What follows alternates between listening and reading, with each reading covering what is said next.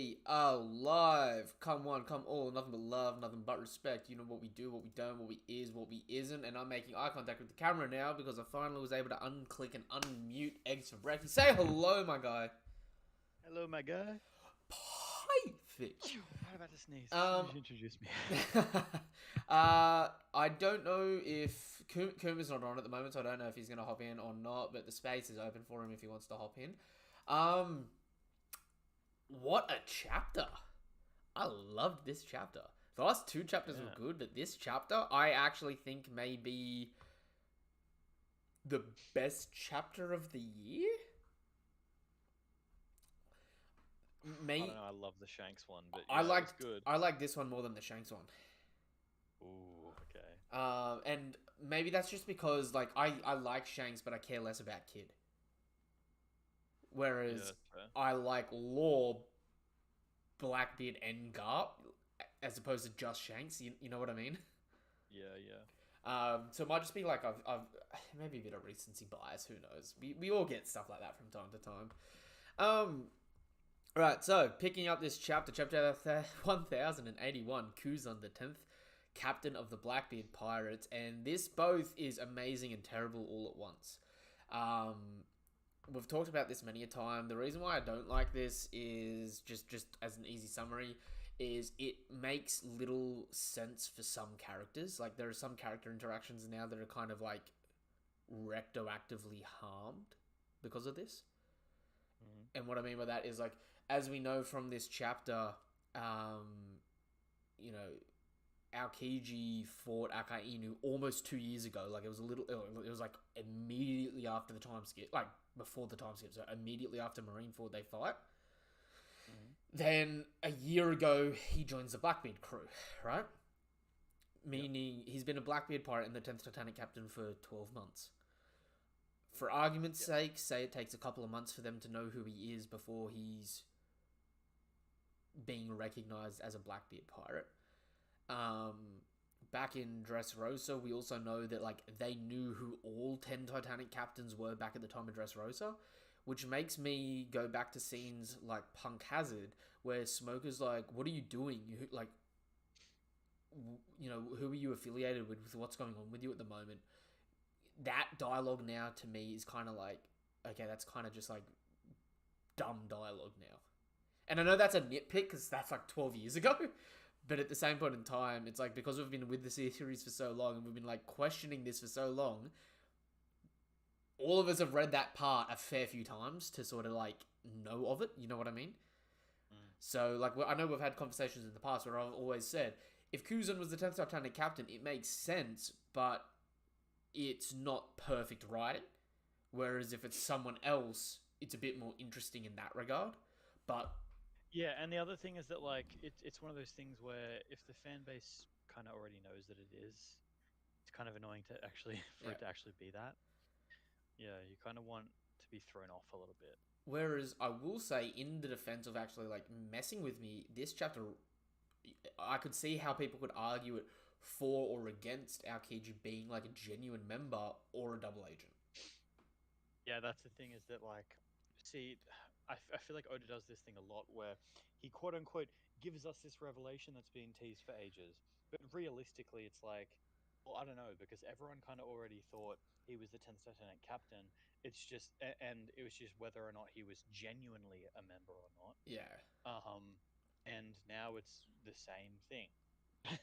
Still, people don't know whether or not it's genuine, like realistically. So yeah, it's a bit tough in that way. So we get to see the Galaxy Fist first panel from a distance, from a different angle. It's a lot smaller than a lot of people thought it was. Like I know a lot of people throw out terms like this is like an island or continental level feat, and it's like not destroying an island or a continent. So other people are like, there's a difference between potency and destructive capability, right? So like your attack power versus your destructive capability. We have no idea how strong the damage is in this radius, right?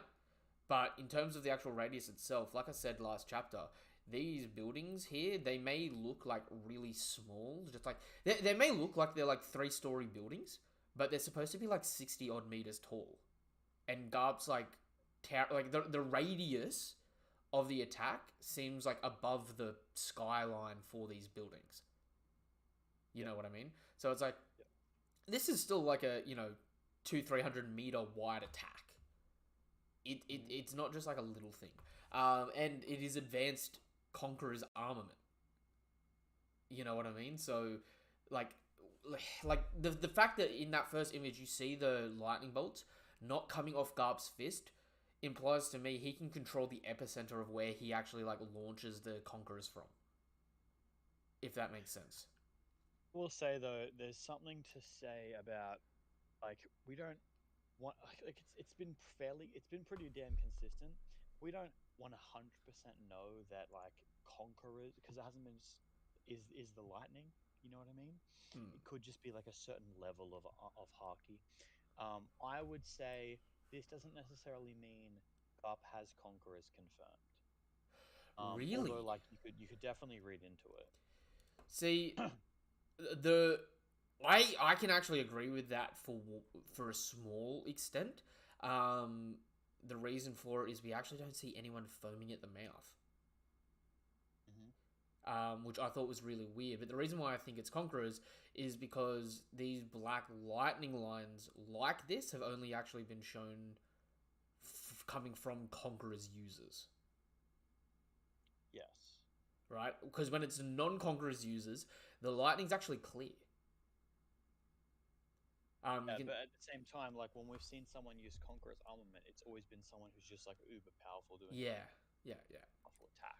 So it could just be like an anime stylistic thing of like, this is a really strong attack, guys. So that's why it's like, it's really hard. But okay, I would say in that regard then you could turn around and say that like Shanks hasn't necessarily shown Conquerors then. Yes. Well, he's For the shown same Conquerors way. like the standard version. He hasn't shown Conquerors armament Like in that sense. the black lightning that Shanks has used then, if you're going down that mindset, you could say that Shanks hasn't shown advanced Conquerors. That black lightning would be an armament feat. Conqueror's armament? That would be an armament feat then if you're saying that, than a Conqueror's feat. Yeah, and look, I'm not even directly saying I definitely don't think that it is. Like, it seems to be reasonably consistent that when people are using, or when we think people are using Conquerors, they're seeing the Black Lightning. Like, I mean, there wouldn't really be much of another. I mean, people credit Yamato with having Conquerors and all that stuff, right? Yeah. But like, it's one of those things where like, years and years and years could go past, and everyone's just And then it assuming changes. it's the case. Yeah, and then suddenly it's like Odo's like, no, I never intended. He's never directly. I agree with that because a lot of people forget about the fact that like post time skip, we've still had instances of people saying they've used armament haki and they haven't even been able to use hardening. Like it hasn't even turned the person or the item black. Yeah, exactly. And like the thing is like if you say if you say armament, like so many characters have been confirmed to have armament that we've seen fight and haven't been like turning black, and then like in the data sheets and things like that, it's like, well, they have armament, or they're that rank, and everyone in that rank is meant to have armament. This is an actual. This is a much bigger conversation, I think, because, for example, Apu is confirmed to have armament, and when Apu gets like attacked with the finger pistol from CP0, he says he uses armament haki to defend, but he still got stabbed, right? Yeah. A lot of people forget. We go back. Armament, observation, and conquerors are broad spectrum terms. Yep. Like haki is the all-encompassing term, and those all other hakis they summarize to an extent into one of those three. Yep. So like when we as fans are like saying, oh, he's clearly using this or that, like Apu having armament haki may not mean that he can use actual like hardening or anything like that. Like he may not be able to do any black cladding. It just may be that like when he gets damaged, he doesn't get knocked out. Because it's like his armament is just like he makes himself a little bit more sturdy, and it's not shown like classic hardening. Because we have seen some discrepancies between people with that. A lot of people would call those plot holes, but because the whole power system is a soft power system that hasn't ever been hard explained, you can't vouch one way or another for it in a lot of ways. Yeah, and the other thing is like that concept of if you don't have haki, you can't see other people using haki, but then if you do have haki, suddenly everyone's turns black. that's honestly just been sort of Fan. invented by the fan base See, because it explains the whole fact that people were supposedly using haki before. For example, CP9 agents using Iron Body, but they weren't turning black. And it's like, well, maybe they were actually turning black. Luffy just couldn't see it, so we couldn't see it. But like that also has never been confirmed. Like well, so many of these things, it's just never been confirmed. it It's just that they're so consistently portrayed that it's like essentially confirmed. yeah. Well, I mean, we've had like soft confirmations and stuff like that with like Rayleigh, like the flashback of Rayleigh at Sabaody using armament haki. Whereas when we go back in the actual manga, we don't see it, but we hear the sound effect for it. Yeah, right. But even then, it's like you could just argue that it's like we just weren't being shown. Like it is a long lasting series. Stuff changes, Yeah. but the fact is, Garp uses an advanced form of haki in some capacity. We at least know it's Rio because he's projecting it off his body, right? So there's at least armament being involved here. I would definitely say the Haki Lightning indicates that it's Conquerors, right? But the thing that I find interesting is like in the radius you see after you see that scene where he's like hardening his fist, you already see the people being sent flying from the impact. So it's an epicenter thing that shoots everything out, almost like Almighty Push with pain, right? Yeah. But he's able to do it from like a distance, where he's like able to like shoot that center off, and then the Almighty Push happens. So it's destroying these buildings. They're like 60-meter tall buildings, and then the damage and carnage creates a ring of fire around the outside of that radius. Whether that's because there was explosives in those buildings, and when they've been pushed out, they've ignited, or whether or not the attack itself may incorporate some form of fire-based ability in the same vein as Shanks has a flaming sword. Could be a haki technique that we don't know about, that only like top tier armament users know. You know what I mean? Because it's like if it's actually funny if you go back 2 chapters where Shanks knocked out Kid, right? So the Divine Departure happens. There's that big explosion where the Divine Departure explodes, and then the exact same thing. You see another panel where Shanks is like clad in fire on Kid's ship. Yeah, right. And it's shown the exact same way. You know what I mean? So it's like Yeah. it could just be like for badass effect, or it could be a genuine power system that's being soft betrayed here that isn't like Yeah. We kind of had like a little mini back and forth around that as well. Was like I didn't necessarily I sort of just considered the fire was just sort of general vague destruction, like oh I'm drawing the buildings on fire because they're destruction, and that's what you draw a background of destruction like. But then the other thing was that we were kind of talking about was like it is interesting the idea of like there's Garp with the fist, and then like Garp the fist, and then you've got Ace who used fire fist attacks, and then sort of like Sabo and Luffy both sort of copied him with like their kind of like Luffy had the Red Hawk, and then Sabo obviously just copied the fire fist, but maybe Ace got fire fist from a Garp move that was like he's punching with fire. It just so happened that Ace also has the fire fruit. He's like, hey, I can do what Garp used to do when I was growing up. It would be kind of like interesting. Like obviously we have no evidence around it, but it's like it'd be interesting, cool little callback of like, oh, that was like a reason why Ace had his move, because realistically, having a flame fruit, it doesn't have to be a fist. You know what I mean? You don't have to make fire fist. It could be spear of fire, and he throws a spear of fire at a ship. if you like I was saying, if you go back to chapter 1079, scroll right to the end, right? The page before the 2 pages before the Dory Broggy attack, so like the last like the 2 pages before the last 2 pages, right? Where Kid actually like cops the Divine Departure, and after that, so you see the Divine Departure land, it start knocking out the weaker opponents, which, I mean, low key, you could argue, like, I would say the Divine Departure definitely has Conqueror's Haki because people are foaming at the mouth and passing out, right? Whereas with Garp here, we don't see anyone foaming at the mouth, so I could see an argument for it not being Conquerors, but I could also see the argument that the fodder here are just stronger than Kid's fodder. If that makes sense. Right. Because we also had like a lot of people in, say, Onigashima that didn't foam at the mouth. You know what I mean? True. It's like another Yonko's territory, and the fact that Hajinosu is the pirate paradise where all strong pirates start to like come together. You could just argue that like Blackbeard's got stronger fodder because they're just better pirates. Yeah. In a weird way. sure. But like, if you scroll down, so you get that explosion ring, Kid gets sent flying, his crew gets sent flying, and then you see Shanks walking with the Conqueror still dripping off his sword, right? Hmm? There's no fire around Shanks there, yeah? Yeah, okay. And then if you scroll to the bottom of the next page before he jumps off the ship, when Ben Beckman says, "Hey, Chief, over here," you see Shanks, and around him is an aura of fire. Right. So you could argue that that's just a ship on fire, or you could argue that that's sort of what Garp did here. Because the flames are very distinct and, like, targeted coming off Shanks, if that makes sense. Although, wait, isn't there a whole thing about Shanks having a flaming sword? Yes, but we haven't seen him use it in canon yet, and the author, like the writer of the One Piece film Red movie even said he made up some of the... He incorporated some canon moves and some non-canon moves so as to not spoil the manga. Right. And even in that movie, he didn't really, like... Do you remember him using, like, a sword on fire much? Oh, really? No. I can't even remember him using it outside of, like, oh, you know, he's got a sword that can catch a light. Yeah. You know what I mean?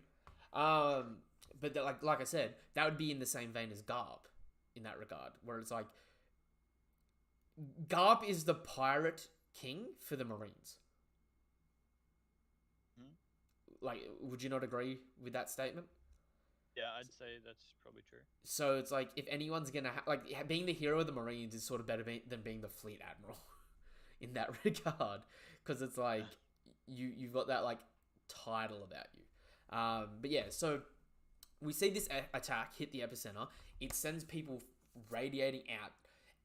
It destroys the buildings, and it clears this place out. And again, if you go back and look at chapter 1080, the really interesting thing about this is, like, this was in the clearing, obviously, that they made with Kujaku's ability. But Kobe was also surrounded in that area. So this attack Garp uses was controlled enough to not hurt Kobe and Hibari. Yeah. It completely spared them, and it took everyone else out, including the buildings. So this has some devastating levels of control about it. It's very weird in that sense. Like, I would actually argue this is the best feat for intricate control we've seen from Haki, whereas I'd say the biggest feat is probably Shanks using Conquerors against Green Bull. Or Fujitora being able to see meteors in space, depending on what you could define as biggest. I mean, you could even go the, what's her name? Phasor and Gun? Seer. Oh, yeah. Seer lady who can see the future. Yeah, that too. It depends on what we talk about by biggest. Like, are we talking about, like, range, potency, X, Y, and Z? You know what I mean? Everyone's got a different thing on that. But it's like, the thing to note here is he was able to use Haki, project it off of him, seemingly with Conquerors, take out an entire group of pirates and a clearing, but sparing individuals within that clearing, which we also know, funnily enough, we know Conqueror's Haki can be used to knock out individuals, right? Yeah. Do you know... So you know how in, like, Film Z and that Luffy uses it and knocks out, like, all the fodder, but will, like, spare one person to interrogate? Yes. That is a movie-only feat. We haven't seen someone use Conqueror's Haki so far and be able to control who they knock out in the main story. It's just been anyone nearby that's too weak passes out. Right. So I'm looking at this and going, this may be like a canon example of, if this is a Conqueror's Haki and an advanced Conqueror's Haki attack at that, if you do this, you can completely spare people you don't want to hurt in it. Yeah. Which would be impressive. Like, a very impressive control feat, but also, like, a whole different dynamic for a power system there, where it almost makes, like, battles against fodder more interesting in the sense that it's like, if they have an advanced Conqueror's Haki user come up, it's not going to also include collateral damage. Yeah. If that makes sense. Yeah, I get you. I also thought it was really interesting that the likes of Tashigi was confirmed to have come, even though she's not a member of Sword. So you know how I was saying she may have quit and become a member of Sword. Mm-hmm. I think this is implying that she hasn't quit, but she's still come, Yep. which might mean she actually gets dismissed from the Marines for abandoning orders because she was part of the fleet that was meant to go to Egghead. Right. So she's essentially abandoned orders here. And if Egghead ends up being like a massive disaster, then it's like, well, who can we blame? Well, this person wasn't there. It Yeah. becomes a witch hunt. Yeah. So I'm actually like a little nervous for her having made this decision because she is the only person technically here apart from because we don't have a confirmation that Garp's a part of Sword, right? True. So Garp and her would be the only two people here that aren't Sword members, meaning they could still make the world government get involved as well. Yep, true. Because they haven't officially resigned yet. So this would actually be an act of like hostage negotiation with the world government. So this could turn into a much bigger problem because especially if the way this chapter goes, if a former admiral kills the hero of the Marines, the world government will be forced to shut down that former admiral politically. Mm-hmm. Because that's like the worst version of like what Zephyr was meant to do in Film Z. You know what I mean? Yeah. Like, you left our organization after rising to like being the face of it, only to kill the other face of it. It's like, to be honest, if I was Blackbeard, I came back, and Kuzan had just taken out Garb, I would take out Kuzan right there. Take his fruit, you know what I mean? Because it's like you can't like let him live because him being in your crew means now the world government is like, we are going to crush Blackbeard. Yeah, and if Kuzan isn't in it, you can at least be like, please leave me alone, you know? Yeah, and even if it's not the world government, the citizens that already hate you but may tolerate you, it may flip a few more allies against you. Yeah. You know what I mean? Also, I love the designs here for Prince Gruss and Kujaku, right? Interestingly enough, I think Prince Gruss looks like male model version of Owen Wilson from Zoolander. Yeah. Does he not? Like, he's kind of got that sort of like drippy vibe about him. Yeah, he kind of does. Yeah, I actually really like that. I love it. I like that a lot. But yo, Kuzan freezes Hibari. So he literally goes for the weakest link first, which is pretty She was brutal. pretty ruthless. But also, a lot of people have actually noted to the fact that she's the only person. So in the actual raw Japanese, you know how a lot of stuff gets lost on translation. She uses a style of speech. So you know how they make her seem sort of twainy, like kind of countryish. Oh, I've heard this. Yeah. The only other person the that accent is the same as Akainu. Yeah, Akainu. So there could be some relation between her and Akainu. In which case, this could cause more issue again. Assuming it's not already pretty like tense between AOKIJI and Akainu. Yeah. You know what I mean? The other thing would be obviously this action right here starts to set in motion the potential downfall here. So Kobe and Kujaku are immediately like, Hibari, what the hell? And Garp's just face to face with Kuzan. And again, still note there's fire everywhere around the radius of this attack. So there's still a fire raging through the town. I don't know if it's going to become a thing like in Wano, where like on Onigashima the fire starts spreading out of control, but there's fire all around and we're fighting a dude with ice powers with one leg. So I don't know if this is like a super impressive thing or not. You know what I mean?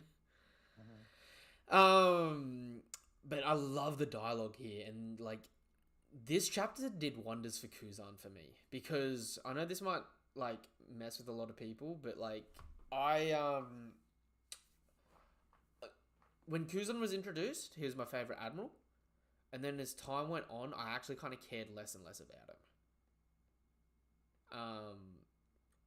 I would say I probably find, in terms of their character, Akainu and Kizaru more entertaining than Kuzan.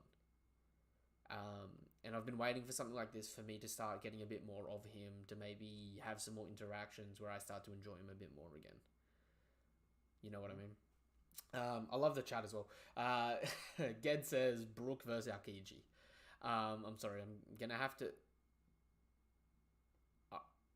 It should be Aokiji. It should be Aokiji. I don't know. Brook can do stuff to your soul, man. We haven't seen Brook fight a Logia. If Brook can cut a Logia as if he's a Haki user, there could be some other craziness that goes in there. Especially since we see this chapter,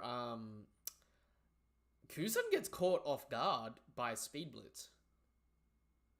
So, Shave can be devastating, man.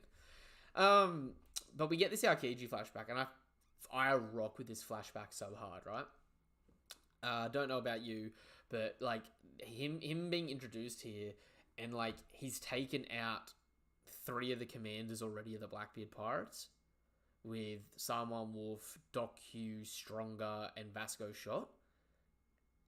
That to me is like, damn, this man just like low diffed half a Yonko crew on his own with seemingly a single attack. Like, it seemed like they were all running into him and he just froze them. It's not even really an attack, it's just like a phrase. Yeah, which, again, he did this to Doflamingo, and although Doflamingo broke out, it was also meant as a warning shot against Doflamingo. Whereas here, if you want to say Doflamingo is stronger than these guys, it's you've got your prerogative, whatever is good for you, but the gap in strength can't be too significant, considering these are Yonko commanders. You know what I mean? So it's like them not being like them being stuck frozen here, and even Blackbeard being like, "You're gonna have to undo this. They're done."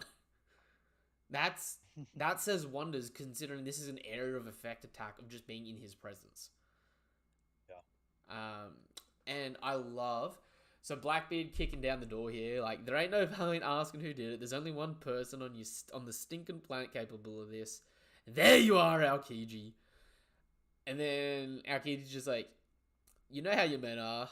You're the captain, right? You really think I'm the one who picked this fight? Besides, you must have heard what happened. I'm pretty heartbroken right now. And guess who's to blame for my foul mood? And he shoots Blackbeard the dirtiest look. Yo, when he shot that look, I lost my shit. Because to me, like, that's like one of my standout panels from this chapter. Just the way that his eyes are drawn. Just like, he looks like he's out for blood there. And I would say that's the only thing in this chapter, that dirty look, is the only thing you could say in favor of Aokiji being a double agent here.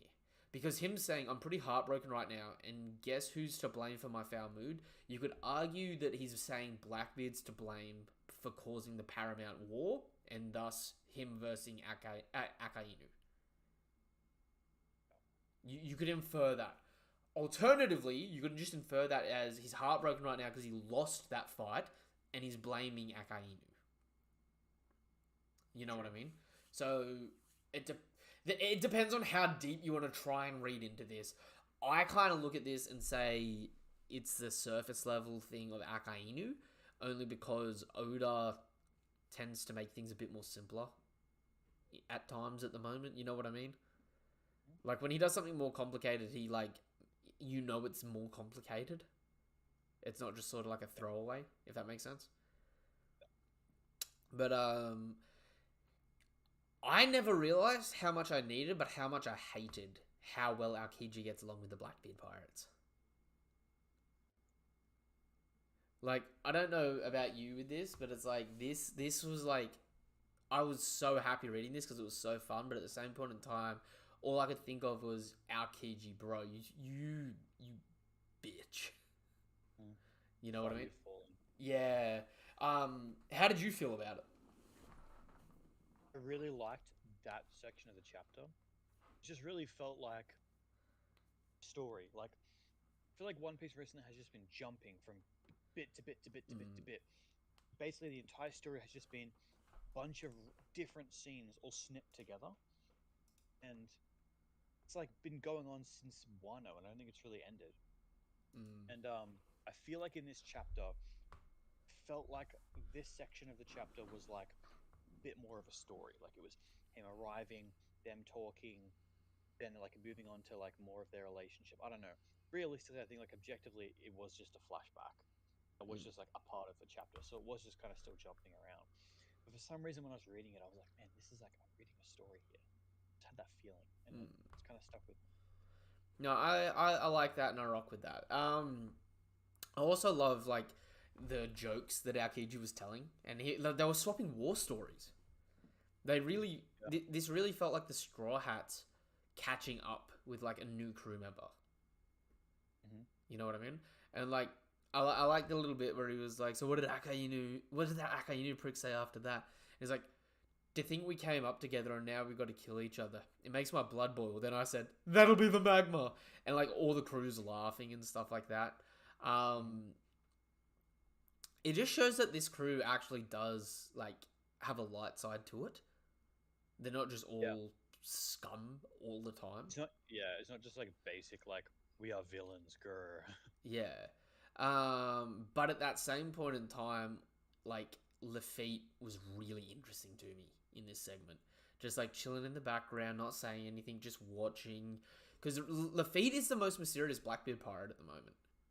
He's the only one we don't know the devil fruit for.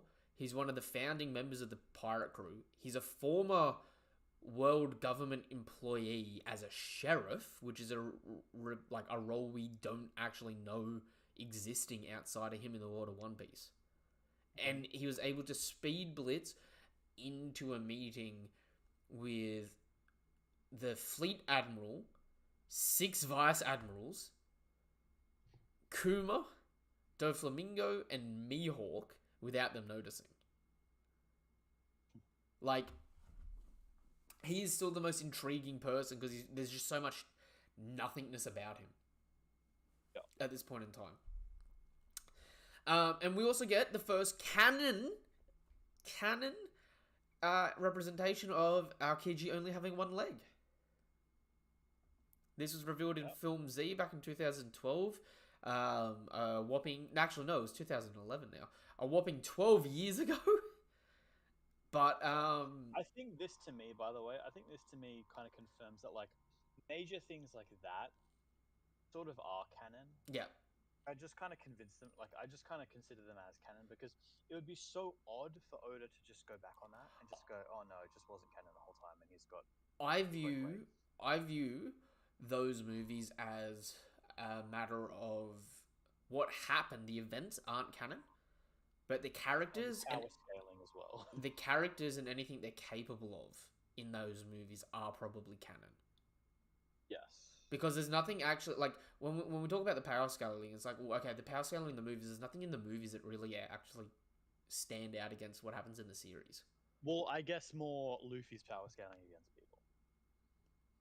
Like Luffy's Mm, not taking out Z when Z's fighting equally with, see, unless this was post Wano, I unless mean, Film Z was post Wano. we've talked about that in the past because in Film Z, you've got Frankie with a fully automatic radical beam system, who's able to shoot more than 3 beams without completely being drained of fuel.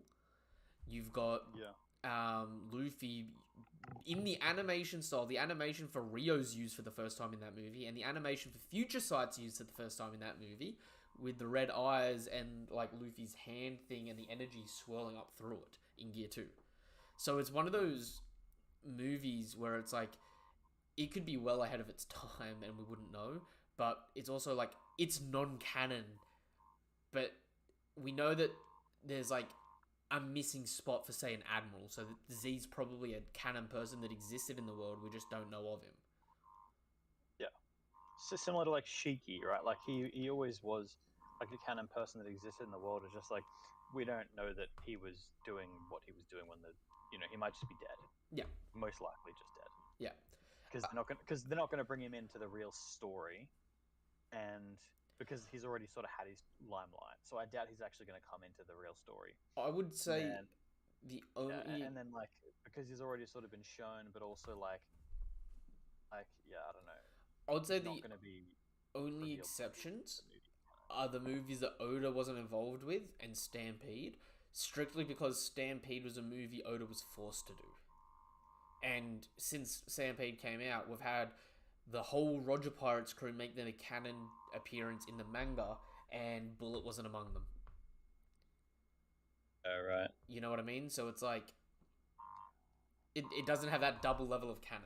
Also, just sorry, your mic's getting a bit of feedback at the minute. If you're able to try and fix that. Okay. But yeah, then we keep scrolling down. So at this point in time, AOKIJI has defeated the entire Blackbeard Pirates outside of who is it at the end? He's defeated everyone except for Blackbeard and Shiryu in this chapter. And that is Yeah, right. wild to me. But it's also interesting because if we actually have a look, Shiryu is just not present in any of these scenes. True. He just hasn't shown up yet. I think that's kind of for a purpose, though. My honest thought is that this is probably going to be hyping up Shiryu. He's going to come in for a sneaky backstab or something like that. See, I wonder if in this flashback Shiryu was present but just invisible because he saw AOKIJI and he was just like gauging things out. Because Shiryu might be one of those people that just like, you know, leans against the wall and then like you blink and he's just not there anymore. And just sort of, he's always just sort of monitoring. Mm-hmm. But then we get this new crazy segment out here about the last road poneglyph. So I'll go through and read this. You got Katarina Devon talking to him, going, Commodore, do you reckon this guy has any info about the man marked by flames? It's apparently a common thing that people know about this man marked by flames, which makes me more interesting about Kid as well, because Kid seemingly had a tip about the man marked by flames. So, I mean, the way I'm reading this chapter, this is obviously going to be someone that becomes a main adversary for Luffy. But, I mean, like, if you go down the route of, like, say Kid does end up not dying and coming back and that, and he does have a tip about the man marked by flames, he could come back in that story thread, potentially. It's just, I would much rather deal with a fully black ship with the main story, with the main cast. You know what I mean? Not like that. Like, that's not to say that other people shouldn't be able to do cool things. It's just, that's a cool concept, and I kind of want to see cooler people deal with it. You know what I mean? Yeah. But we have Burgess, who's just like, there are 4 super valuable red poneglyphs out there. Kaido and Big Mom apparently have one each. That means 2 of them are up for grabs, but there's no knowing where they are. We know the other 2 are the Zoe one and the one that was on Fishman Island, right? Yes. We heard a rumor that the man marked by flames has one. I do? Not you. You only got that scar recently. Glug, glug, glug. So, when I first read this, there was a few things swirling around my mind, right? We get this little next segment where it's like, it is said that the man can be found on a pitch black ship, and if anyone sails near, they end up swallowed by giant whirlpools. He may very well have a fruit power. I bet he's with the government. We all know they're hardly angels. It wouldn't be surprising if they kept a stone or 2 for themselves. It'd be a surefire way of preventing any pirate from ever claiming the One Piece. The way this dialogue goes, it's heavily implying it's a dude, they have a devil fruit, they work for the world government. That's the standard narrative guide there, right? Getting a little crazy with it, I've seen stuff from this ship doesn't exist, and it's just a manifestation of Haki, which, I mean, that would be wild but cool. Because remember, the first chapter of One Piece ends with Luffy getting sucked down the whirlpool, and then he ends up in the barrel on that other ship, right? So it's like Luffy couldn't see it because the ship was made of haki, so we couldn't see it pre-time skip. But the ship sailed past him and sunk him, and it was fate. But the things that I really lean to in this is this actual genuine misdirect, right? Because everyone supposedly knows about this person but us. But what we know is that poneglyph belonged to Fishman Island. So it would make more sense to me for it to be under the guard of either a former Roger pirate or a fishman of some variety. You know what I mean? Yeah. I could see it it wouldn't make a lot of sense, but you could say it's anything from Fisher Tiger never died and he got burnt and this and that. But the whirlpools is also a known fighting style of fishermen, where they jump around in the water and create whirlpools to sink ships. They did it in Arlong Park. Yeah. So the fact that this ship exists, this is clearly like a reference to sort of like the Black Pearl sort of thing. Yeah. I kind of wonder if this may be some former Roger pirate or fishman. I've seen people I could see it being like Scopper Gaban, but me saying a fishman, it could be someone like Siegel from the Roger Pirates, like a really I didn't expect it to be him. You know what I mean? Yeah. It's just whoever this is, it's either a new character or it's got to be someone significant. I don't buy any... I don't think this is any former Rocks pirate. Because if it was a former Rocks pirate, why is it that, no one's been able to see them or identify them? You know what I mean? True.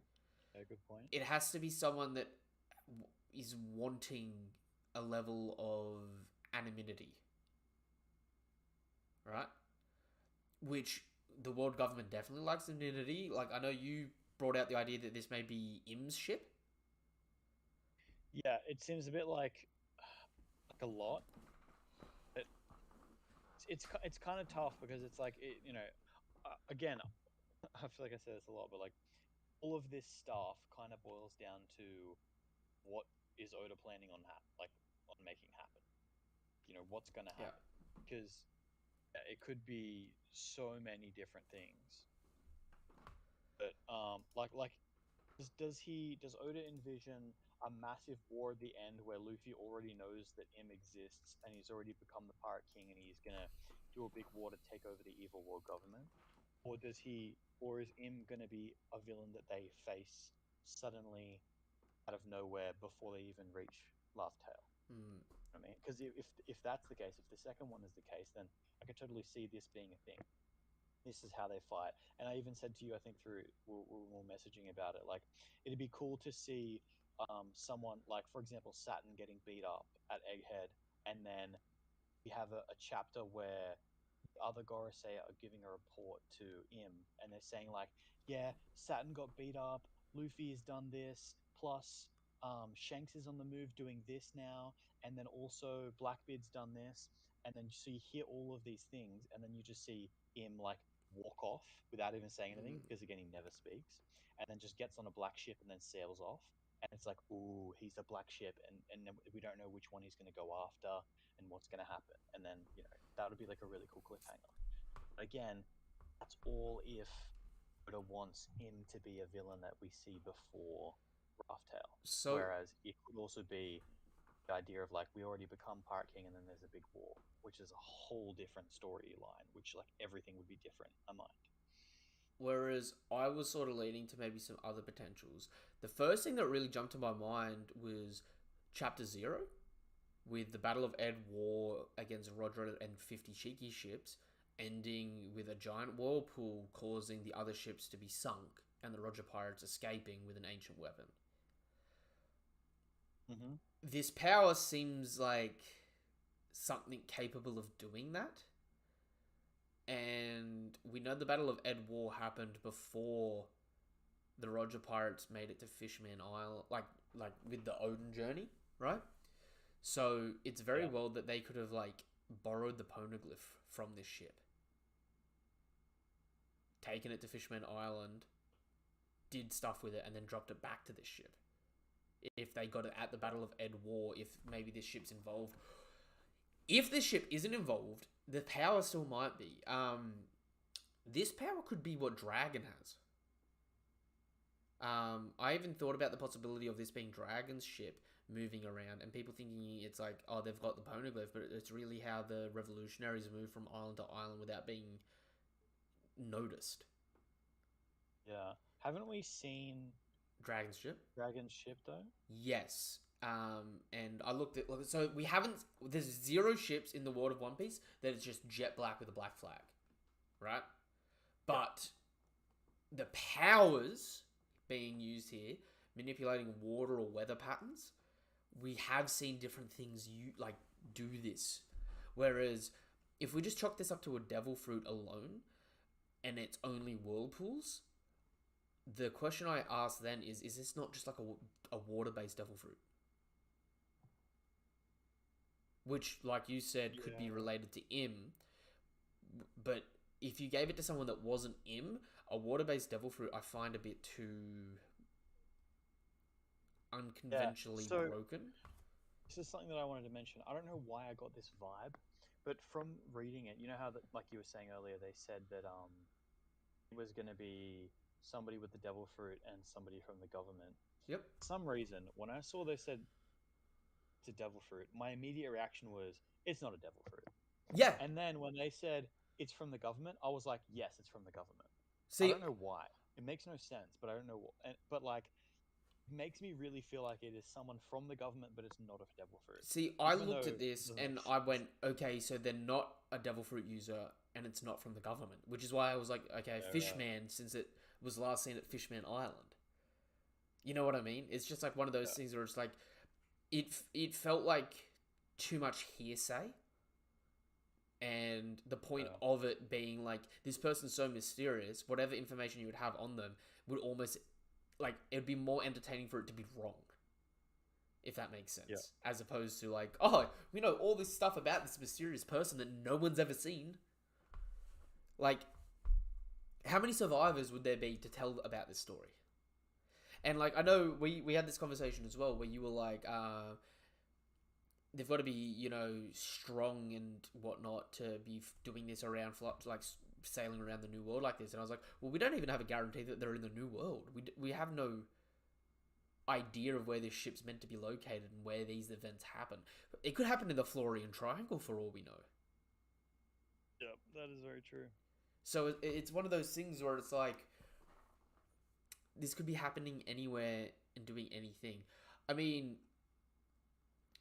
the fact that it's a ship dripped out in black and the way it gets depicted here, I'm just going to straight up assume it's got nothing to do with the Giants because it looks like a regular sized ship.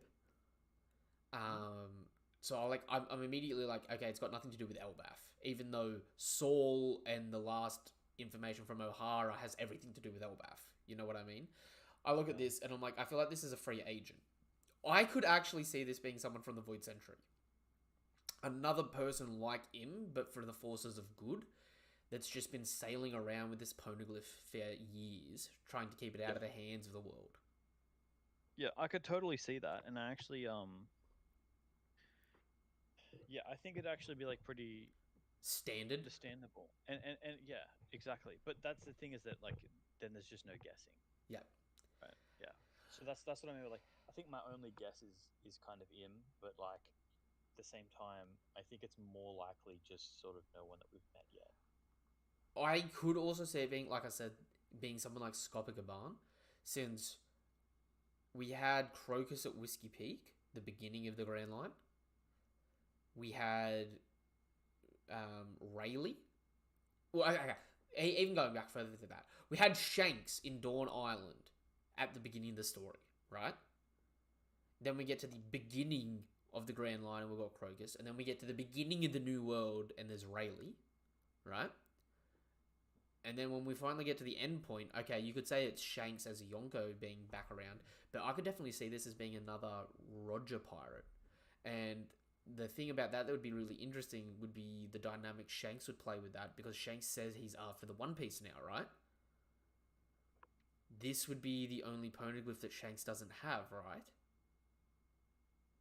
So True. Yeah. we could have a moment where maybe Shanks goes to try and retrieve the last poneglyph from a former Roger pirate, and maybe Shanks doesn't get it from them,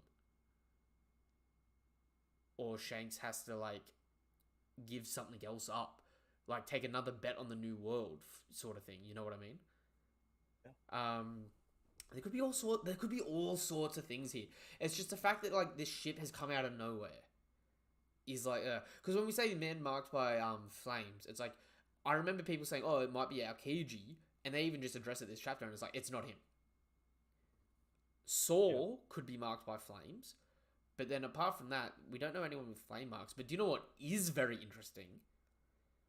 We have never been introduced to a character with an eye patch yet, and Oda said when we get introduced to a character with an eye patch, the end of the story will be very near. Maybe this ship is someone with an eye patch, or even, do you know what would be very like One Piece comedy? They're like Fujitora and they're blind, but they wear two eye patches. And it's a blacked out ship because they're blind. Because you know how like Jolly Rogers normally represent the captain? Yeah. It's just black because they can't see. Right. That would be a dumb Oda joke though, wouldn't it? Yeah, true. Like, because the problem I have is I don't want to get caught up in reading this story from the perspective of interviews given like 2 years ago, 5 years ago, 10 years ago. Although they will probably represent where Oda's mindset is, it's like the whole thing like that we were talking about off stream with like the Supernova and stuff like that with Kid and that and Law, and knowing like when has a character lived up to what Oda was envisioning for them versus what became of them by just changing over time, right? Yeah. And it's the same sort of problem where it's like, if we're holding out hope for a character with an eye patch and they just never come up in the story because Oda's just abandoned that idea, we wouldn't know. You know what I mean? So it's one of those things where it's like I'm sitting here in like a neutral ground looking at this, just like looking at the statements and keeping them separate to the facts of what we see here, because even the visual here could be completely wrong because it's still technically hearsay. You know what I mean? Like them saying like, oh, you know, a black ship with black sails that has swirlpools around it, it could be something hilarious, like it's just Mihawk. And you know how Mihawk's got that little coffin dinghy with a black flag? Yeah. It's just the coffin dinghy with a black flag, and it's not whirlpools. He just sinks people. And it's just like hearsay, people being like, no one's ever found it, but there haven't been survivors from that, you know, black flag ship that goes around and that, and like people just run with the story. Yeah. It's weird because the whole point of this is no one's had that poneglyph in 20 years. So has this ship only been active for the last 20 years? If so, when in that last 20 years did it happen? And who would have been there to become active in that 20 years? Because if it's the world government, like, just, like, why would the world government have the poneglyph on a ship? Why not just take it somewhere like Merijoa and put it up in their vault?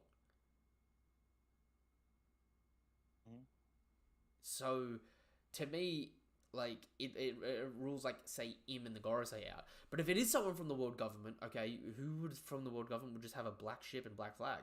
Are you going to say, are they going to do a canon introduction of Black Arm Zephyr? And this is his ship? You know what I mean? It's like... Yeah, it's weird.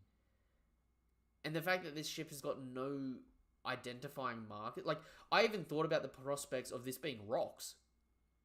And Rock survived, and he's just grumpy and miserable and living on his own on this ship. And just sinking anything that comes near him. Here's the other thing as well, and I feel like a lot of people would think, oh yeah, Rox is a pretty good one, because like, you know, he seems like the kind of dude who'd be like riding around on like a pure black ship. But the thing is that this would have to be a new ship, because people would know like he'd be known for riding around on a pure jet black ship. And we saw his ship. It was And mostly jet black, but it had rocks plastered across it. yeah.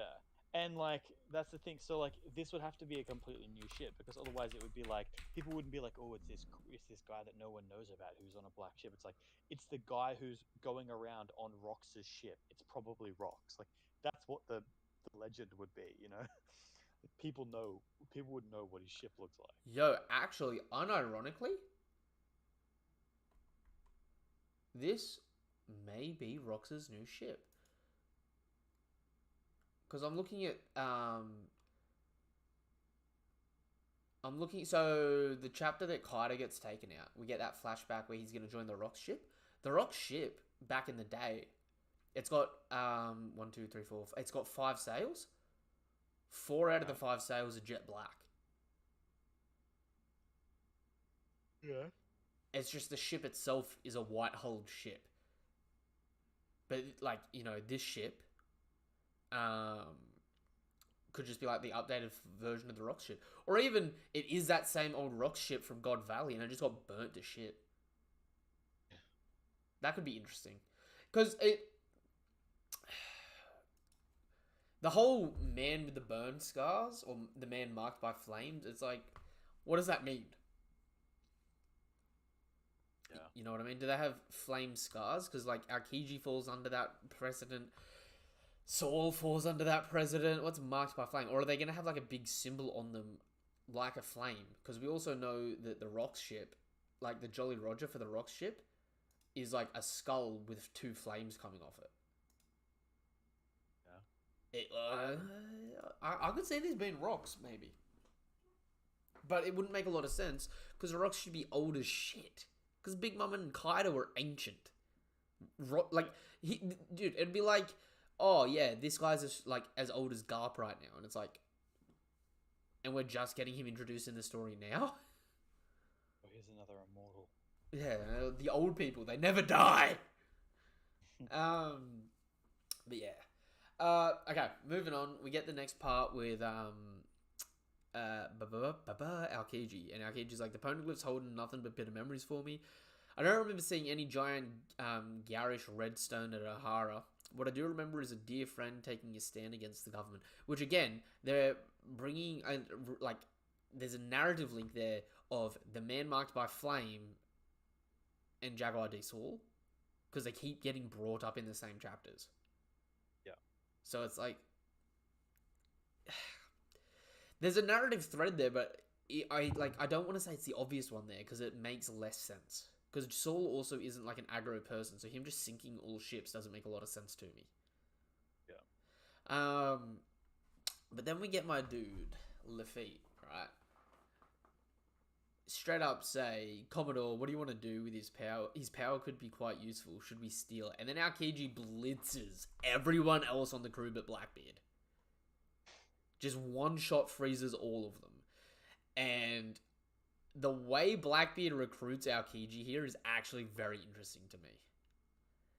Like, he's just straight up like, how'd you like to join my crew? You're basically out of a job, right? Got any other prospects? The Guardian of Justice dumped you, so what's next? You know, I lived by a different definition of justice. Don't be a moron. You can't think a couple of drinks is enough to win me over. You've got pirates all wrong. We ain't just a merry band of chums bumming around together. We all profit from having our own agendas. That's what makes us pirates. You're free now, so what do you want to do? That interests me, because that then raises the question of, what are the other agendas for the rest of the crew? Yeah. Because that's putting a lot of highlight on the fact that the Blackbeard pirates are there out of common interests, but not friendship and not camaraderie. Yeah. If I'm honest, I don't think it's ever going to end up being a very big thing. I think it's more just going to be like an idea of like, well, Doc Q's like loves like plagues, and he wants to like create cool like little plagues and cure plagues, and it'll just be all a bunch of little stuff. Yeah, it'll just be like their little things, and then maybe some of the main ones like Shiryu might have a slightly interesting one, because after all he did like betray the government, or it might just be I love killing people, who knows. And then I think like what's his name, Burgess, is literally just like, I want to be the strongest man ever, like and Yeah, like a lot. I think a lot of it is basically going to be, I'm really passionate about this specific thing, and normal like confines of society doesn't allow me to chase it to the degree that I want to, because I basically like break laws. Like, I want to create plagues, but people keep locking me up because I unleash plague on everybody. So Mm. like, I want to be a pirate so that I can just unleash plague and not have to care. So it's going to be kind of like that, basically. Yeah, I can say that. Um, then we get to what I would argue is the climax of the chapter. Mhm. The Aokiji versus Garp fight, and I can't wait to see the next part of this because it'll make or break how this interaction goes. Because Aokiji doesn't land a single solid attack here, but Yeah, if it's always like this, though, isn't it? this is the first part of the interaction and it's the time where we've got to show off Garp a bit, so it makes sense. But the Yeah. question is, how well Aokiji is going to take these hits. You know what I Mm. mean? Because this will show, like, this is our first Admiral being pushed in a hard fight.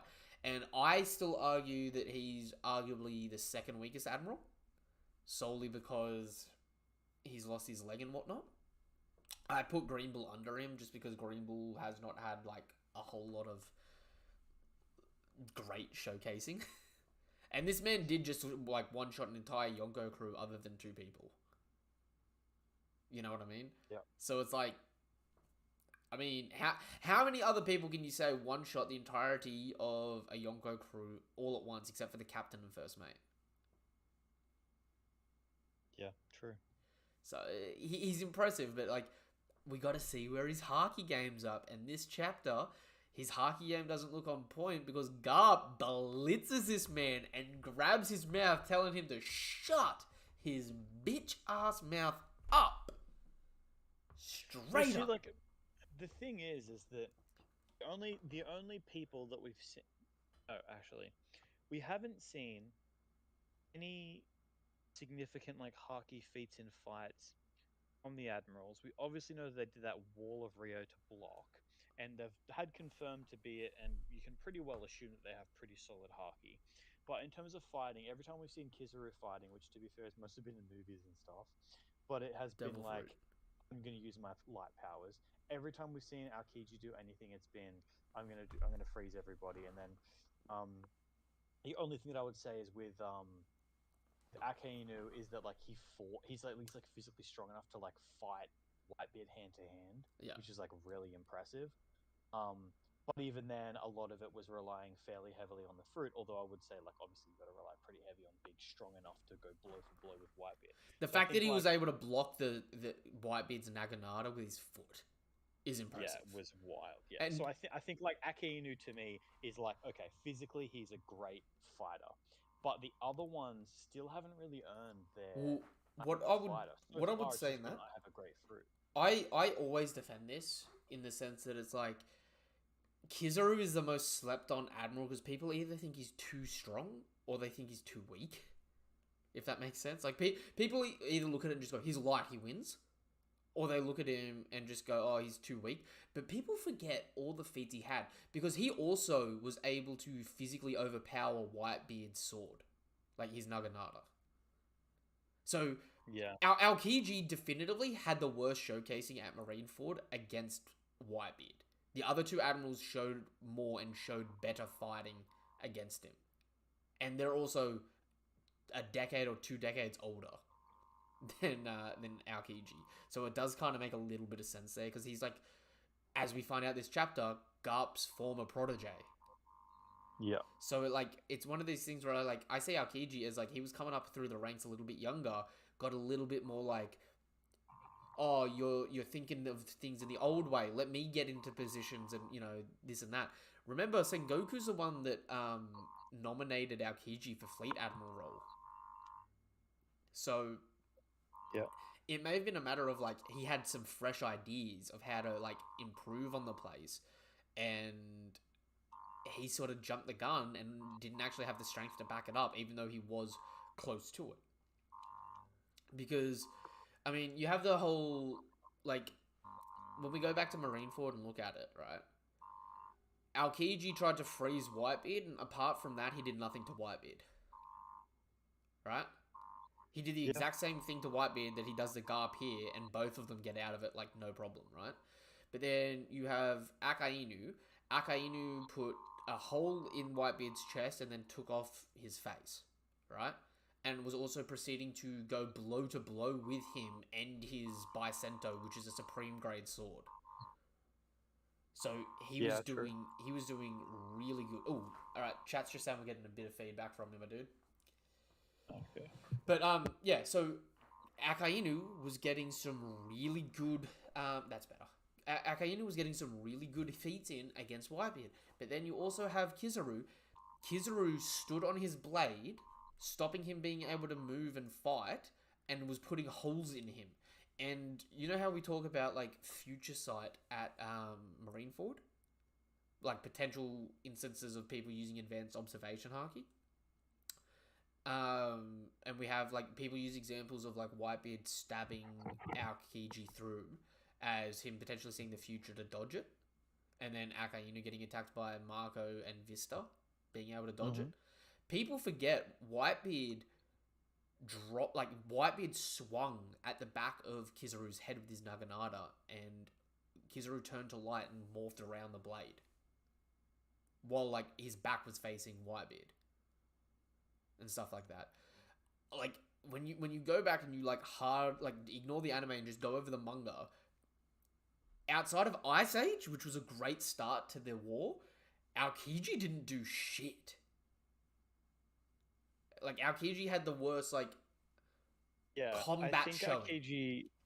I think Aokiji has always just been I can just freeze everything and freeze massive things and be big ranged. I think the thing is though is that Kizaru objectively he doesn't have range that Aokiji and Akainu have. He just has potency, which is what Akainu has. Yeah, that's the thing. Like Aokiji could realistically insta-freeze an entire army that's running at him. So no need for Conqueror's Haki. He just and they're all frozen. As long as they don't have like Haki strong enough to break out, right? So like obviously the stronger ones would get out, but yeah. Whereas like Kizaru would have to just stand there and just like spam laser blast until he wipes out the entire thing. Yeah. So it's one of those things where like they definitely do have like the differences, and I think the reason why Akainu stands out is because his magma sort of gives him the damage potency and the range. Yeah. Yeah. He gets the best of both worlds. But what I was bringing this back to, at this point in time, Akainu's got the best showcasing.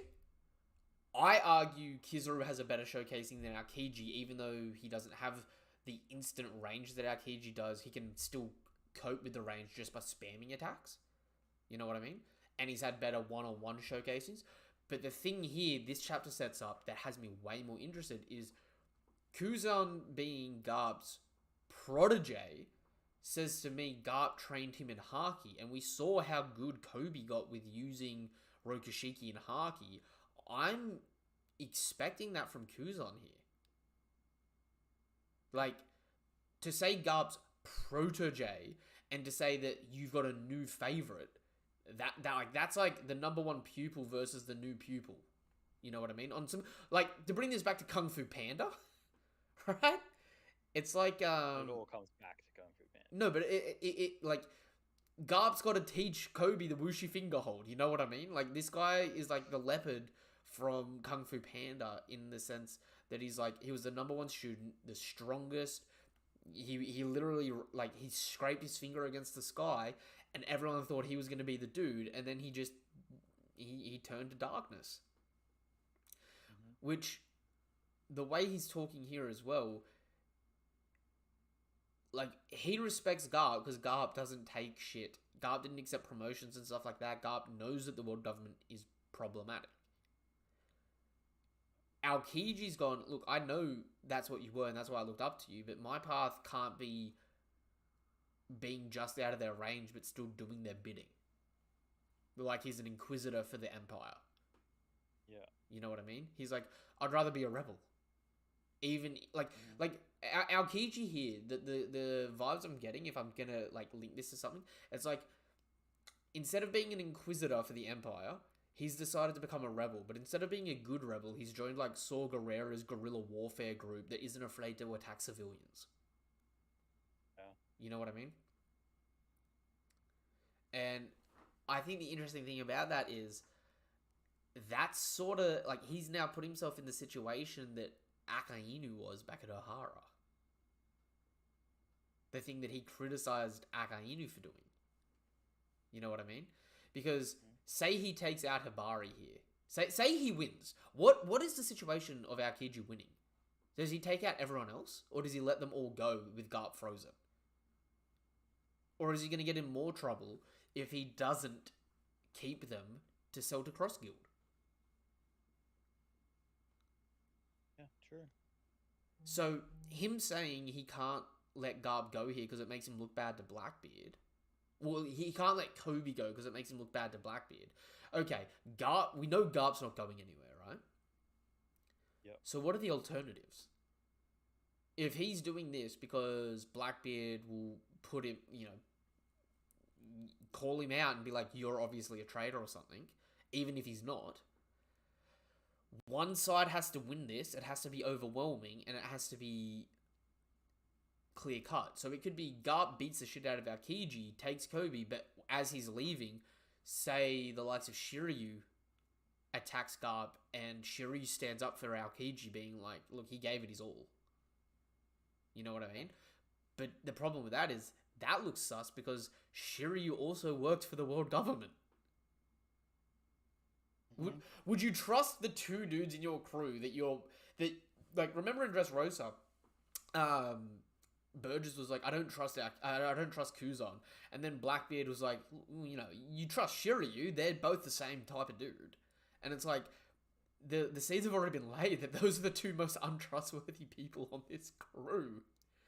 So taking their word for it, it's going to be like, nah, something's up here, man. You know what I mean?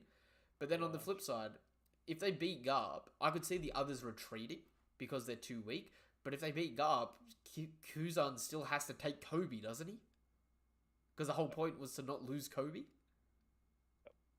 So it's like, does Saw just come up, lose Kobe and Garp, and then run away?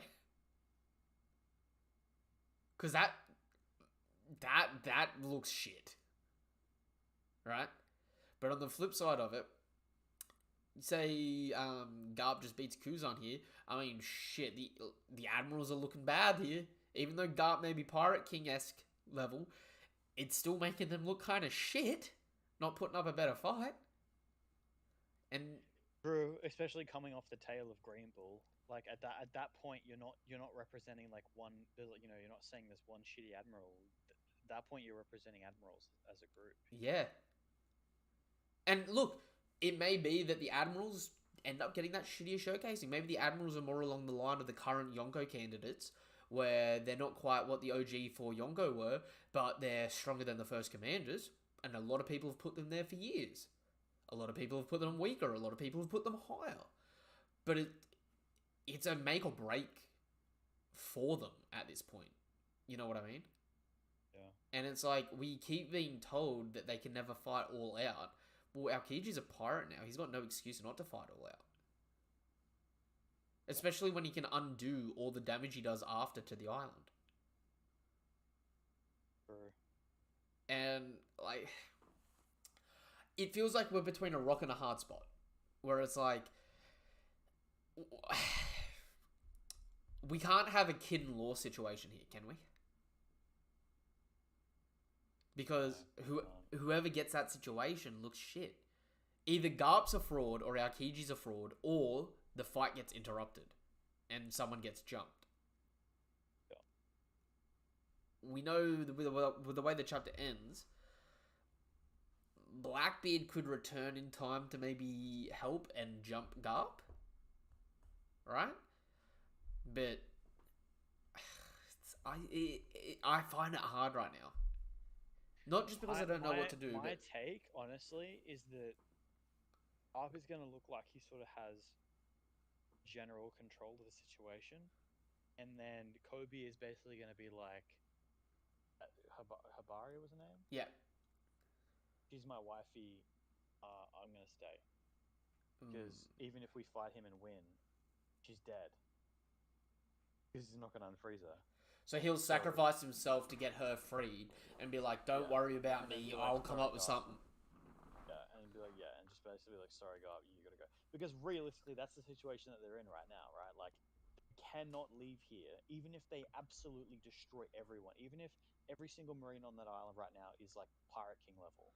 We still cannot leave this situation without one death because Yeah. Hibari is frozen. Yeah. So if they want to leave the situation with no deaths, then Unless they give and her the Toby's chopper supposed to be the treatment. hero. Unless they give Hibari the chopper treatment where Chopper Yeah, thawed Robin. yeah. I just don't know if that's going to be a thing. I feel like that was a exception because it was Chopper.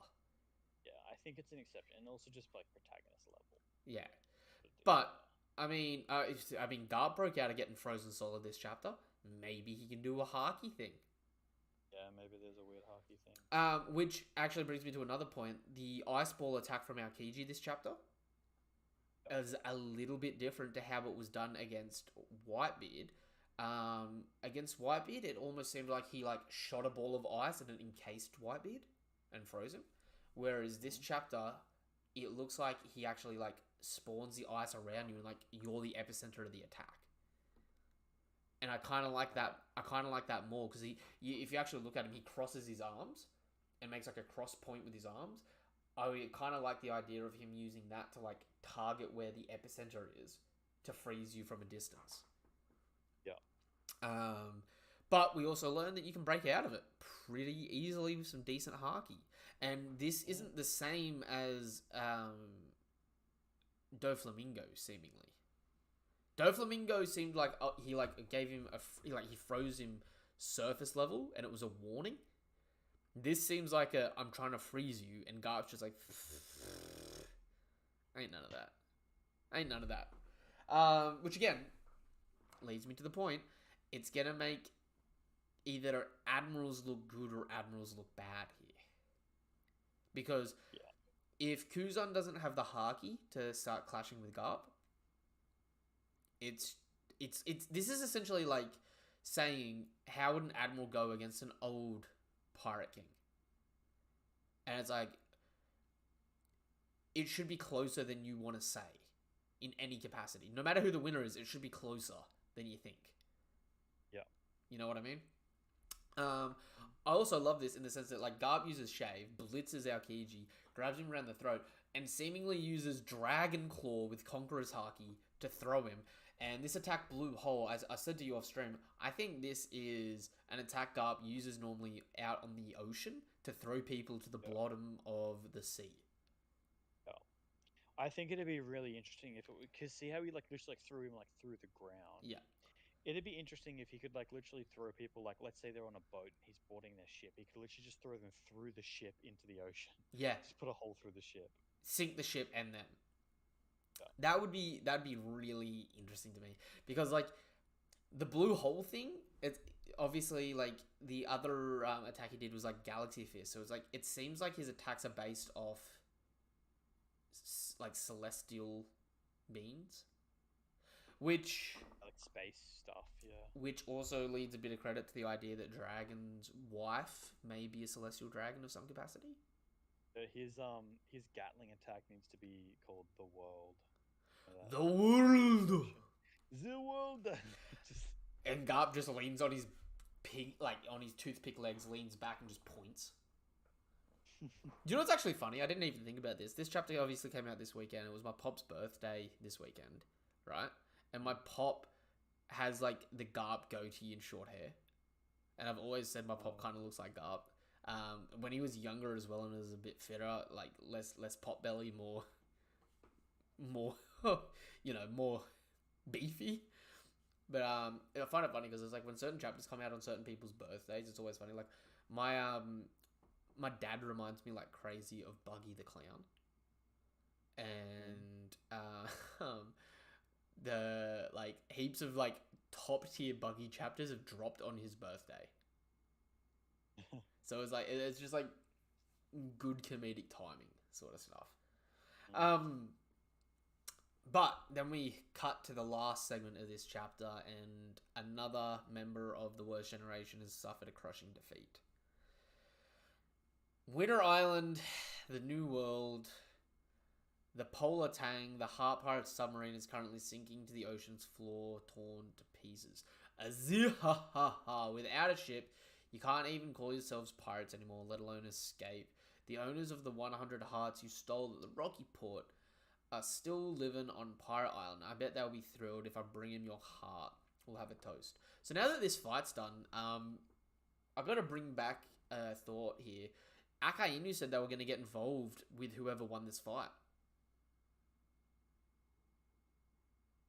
True. He said they were going to sit back, watch, and when the results became clear, they were going to do something. That is true. Obviously, they're going to have their hands full with Egghead, but, like, are we about to get a split focus here? Maybe AOKIJI goes himself? That would be an interesting fight. Who do you reckon would win the fight, AOKIJI or Blackbeard, if they were to go up now? Probably go AOKIJI, to be honest. Yeah? Yeah. For the story? From a storytelling perspective, if you had to write one of them off right now. I don't think anyone would die. I think it'd be AOKIJI then. I don't think Blackbeard could die to not Luffy. It'd be interesting. The ultimate form of authoritarianism versus the ultimate form of piracy. That would actually be a heated fight. Especially since Blackbeard ran from him pre-time skip. Yeah, I actually really want to watch that fight right now, eh? I've just talked myself into it.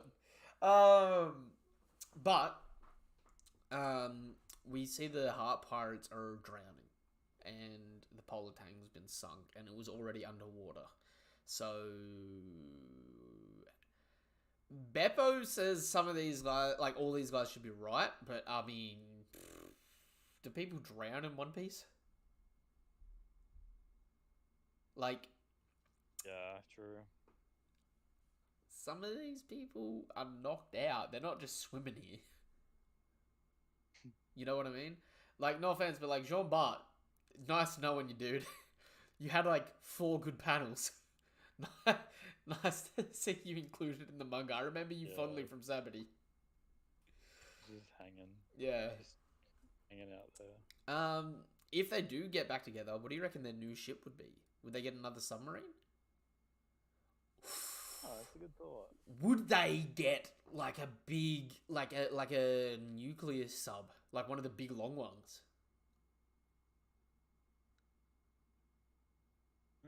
Like a massive underwater carrier. Like, okay, so say in the hypothetical world that the Kid Pirates and Heart Pirates both end up surviving and getting new ships and coming back and that. What do you reckon, like, what do you reckon they're, like, sort of, if they were to have, like, an off-screen journey power-up in a new ship and new designs, what do you reckon that would sort of look like, in your opinion? I don't know, because their design is, like, so ingrained in their character, hey? But, I mean, look how different they were pre-time skip to post-time skip. Yeah, but I mean, I feel like they just kind of like committed harder to it post time skip. You know what I mean? Like, they went from like Kid Pirates went from being like kind of steampunky to like full on steampunky. Just went the full metalhead. Yeah, they just kind of went more extreme. And like Law was already like a little bit cool, and he had that hat and stuff, and then he became like more cool. And he left his hat there. Hey, it was like left behind. Yeah, but. I mean, he had a different hat pre-time skip too. He had like the beanie pre-time skip. Yeah. But it had the same pattern on it, didn't it? Yeah. So I guess like maybe a top hat this time. Comes back all suave. Comes back a little fancy, or he comes back and instead of the hat, he's got like the hat symbol tattooed on him. Plot twist: Law and Kid join leftover crew members. Heart Metal Pirates, yeah, the Metal Heart Pirates. They're all on respirators because they're without Luffy they're on copium. I can see like, I know this would be dumb but funny. I could see the kid losing his other arm and just coming back as like a mech man. Like, I don't know why, just him just getting more like meddled up in that. Although, if you notice, Killer's mask broke last chapter, and you get to see a little bit of his face. I could see Killer getting a whole new mask design. That would be interesting to me. Like, maybe something with like a false face on it, or just like the other Daft Punk mask design.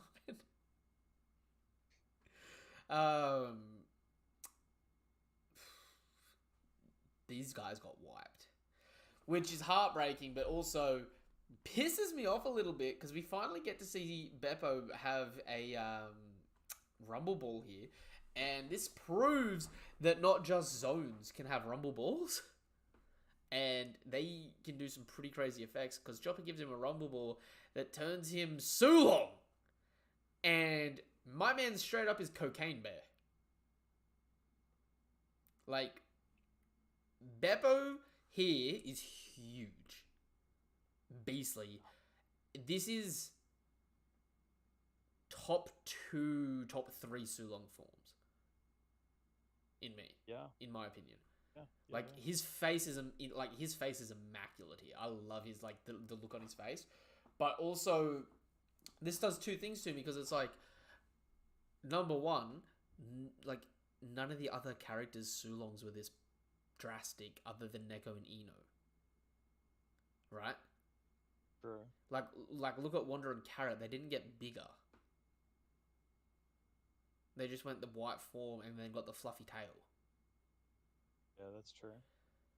Beppo straight up gets like the Duke level size buff from this. Which I could see arguing meaning he's the 3rd strongest mink in the world. Which is wild, because he did nothing in Onigashima. Like, not being funny, but it's like, we've seen the entire mink race transform, and they're just their normal size with fluffiness, except for Neko and Inu, who get bigger, because they're, like, obviously the stronger version. Yeah. Beppo straight up goes from, like... The other thing could be just that, like, the Rumble Ball does it. Yeah. But the problem with that is as well, we also know Beppo had his Sulong form prior. Because he, like, we got an SBS in that, like, Sachi and Penguin refuse to call themselves the right-hand man of law because they just know Beppo's stronger. And the whole reason for that is they've seen Beppo's Sulong form and they're like, we don't rock with that. Yeah. So it's like, you could make an argument that Beppo was the strongest heart pirate other than Law, or maybe even including Law at times, depending on, like, when it was. But at the same point in time, he literally does one swipe, throws throws a mountain, and then is out of Sulong. His Sulong lasted a sneeze. So it's like, either this Rumble Ball doesn't last long at all, or he's like, even though he's got the strongest Sulong form, he can't use it for long. Or he's got even better control of it, and he can just turn it on and off even with the Rumble Ball.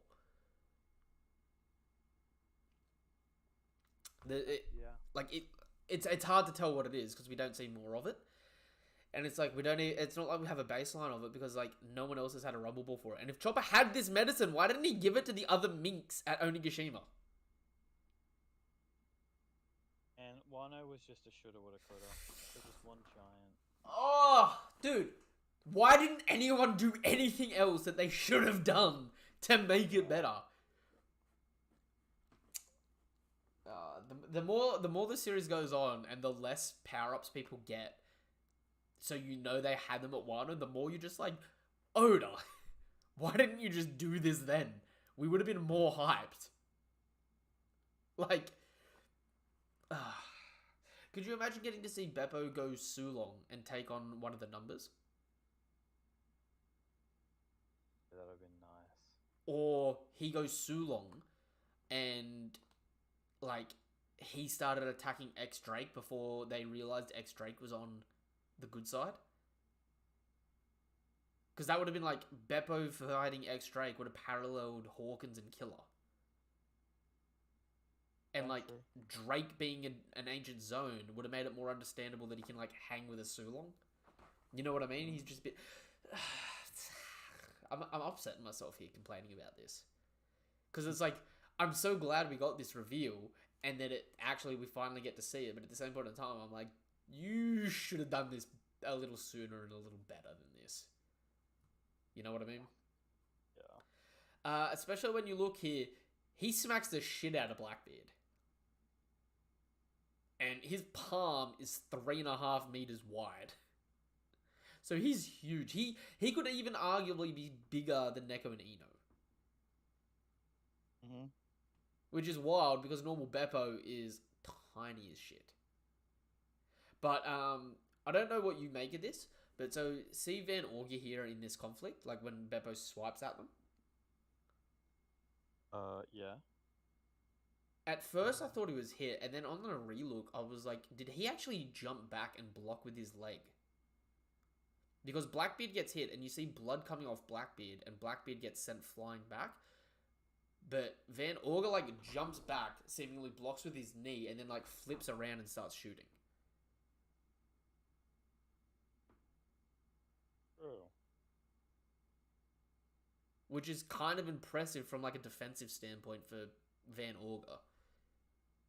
Yeah, for sure. Because like you can see Blackbeard got knocked behind Auger there. Whereas Auger just seemingly like puts his knee up, blocks, and then lands and starts just going tap, tap, tap.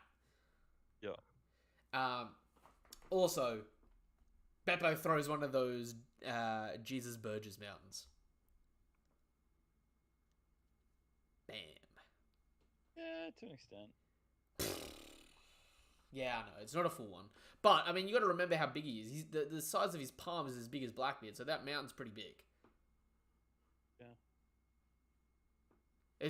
I look at that, and I think that mountain there is probably actually... I'd say mountain. It was probably the rubble of one of the mountains that Burgess threw. So, like, Burgess threw the mountain, it breaks apart, he picks up one of the rubbles and throws it, and jumps in the water and swims off.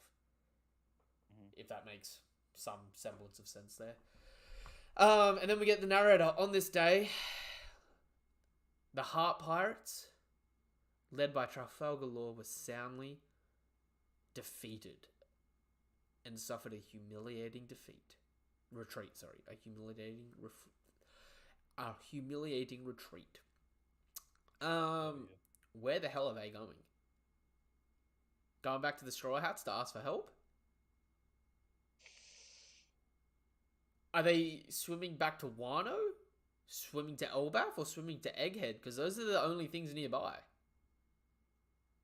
Or Sphinx Island. I think it's literally gonna. I think it's gonna be just a whatever's next door. It's gonna be something random like Sphinx Island or something like that. Because they could swim over to Sphinx Island and get Marco to heal up Law, considering they're like Law's on the verge of death. True, but if that happens, then I'm assuming, okay, well now what's gonna happen with Law and Marco then? Like, why did they go and see Marco? Well, Marco was being asked to go free Weevil. Maybe Law gets sent to go do that instead. As a favor for saving, So, like, Marco saves Law. As a thank you, Law has to go save Weevil because Marco wants to pay a debt back to Buchan, but also can't leave. Yeah. That actually could... those Lego pieces are fitting together.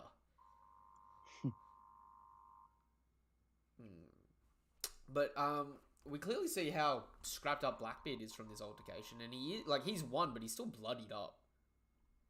Yep. Which is impressive because the attacks he were taking were like munting Big Mum, and Blackbeard takes double the pain. Yeah, Blackbeard's a weird one. It's really hard to tell if he's like strong or not. Blackbeard is a hypochondriac, but he also has like probably top 10 most durable bodies in the series.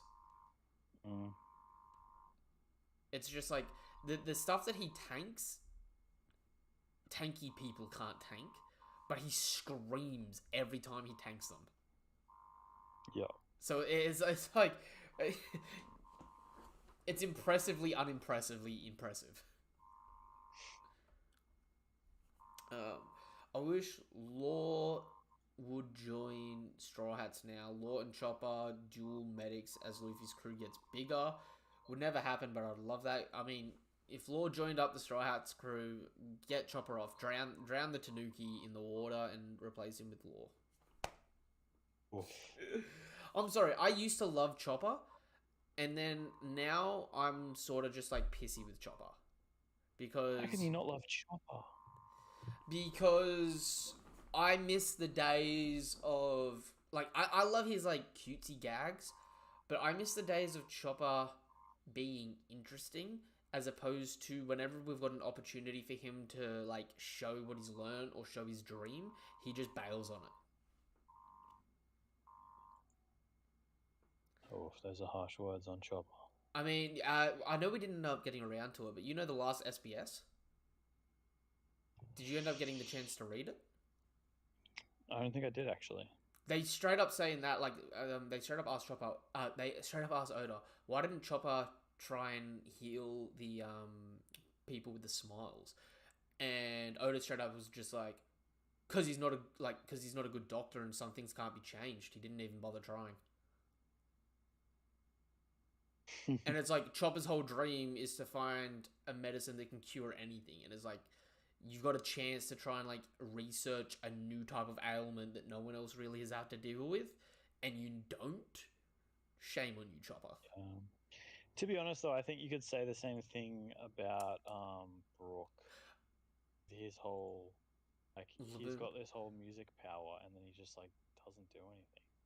I don't know about that. Brook uses the music power a lot. It's just Brook doesn't do anything. Whenever he's on screen doing stuff, he uses the music powers. It's just Oda doesn't put him on screen. I never see him using any music powers. He just like walks through things with his little cane sword, which by the way is the coolest weapon that exists, and then everything gets cut. That's sort of it. Whereas, like, he should be doing, like, that classic bard-style thing where, like, he's playing songs and everyone else is getting hyped up and they're fighting really hard. And then the other thing is that, the thing with Brook is that he has so much room to develop as a character in terms of his powers. He doesn't even have to be raw powerful because he's got that whole connection to the other side where he's like, yeah, I learned how to connect with the soul realm and I literally took the cold ice from hell and I can have it on my blade now. And then he's like, well, now I can, like, take my soul out of my body and go around and scout as a ghost. It's like you've got so much shit that you can do, and they need to like flesh it out more and like have him like learn cool shit.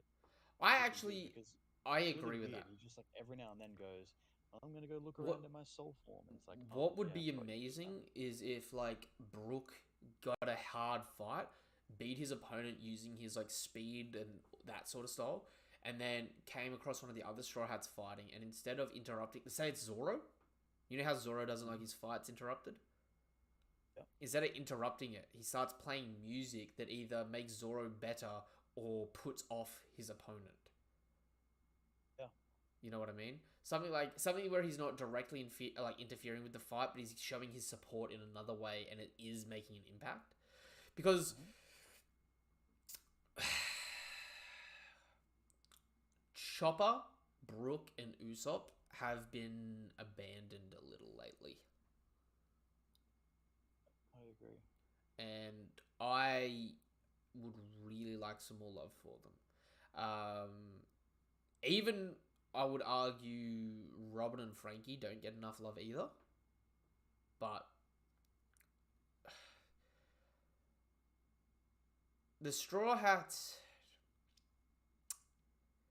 for the final saga, the Straw Hats don't feel final endgamey yet enough. I get you. And it bums me out a bit because it's like, I'd love to see more. I would have loved to see Chopper, even if he couldn't save the Smile Eaters, I would have loved to see him try. Like imagine just like, you know how the crews were all interacting with each other and like Beppo and that was like getting giddy overseeing like Shogun Frankie and stuff like that? Yeah. You should have had Chopper sitting there taking blood from Killer, trying to like cure Killer. going like, "Oh my god, you have such an interesting disease, and why do you keep laughing? Is that like a emotional defense response?" You know what I mean? Yeah. Just like like literal single panel moments like that could have made that like make them so much more relevant. Like even just every now and then, right? Give us a panel of Nami starting to do her new charts, her C maps for the new world. You know what I mean? Just little stuff like that.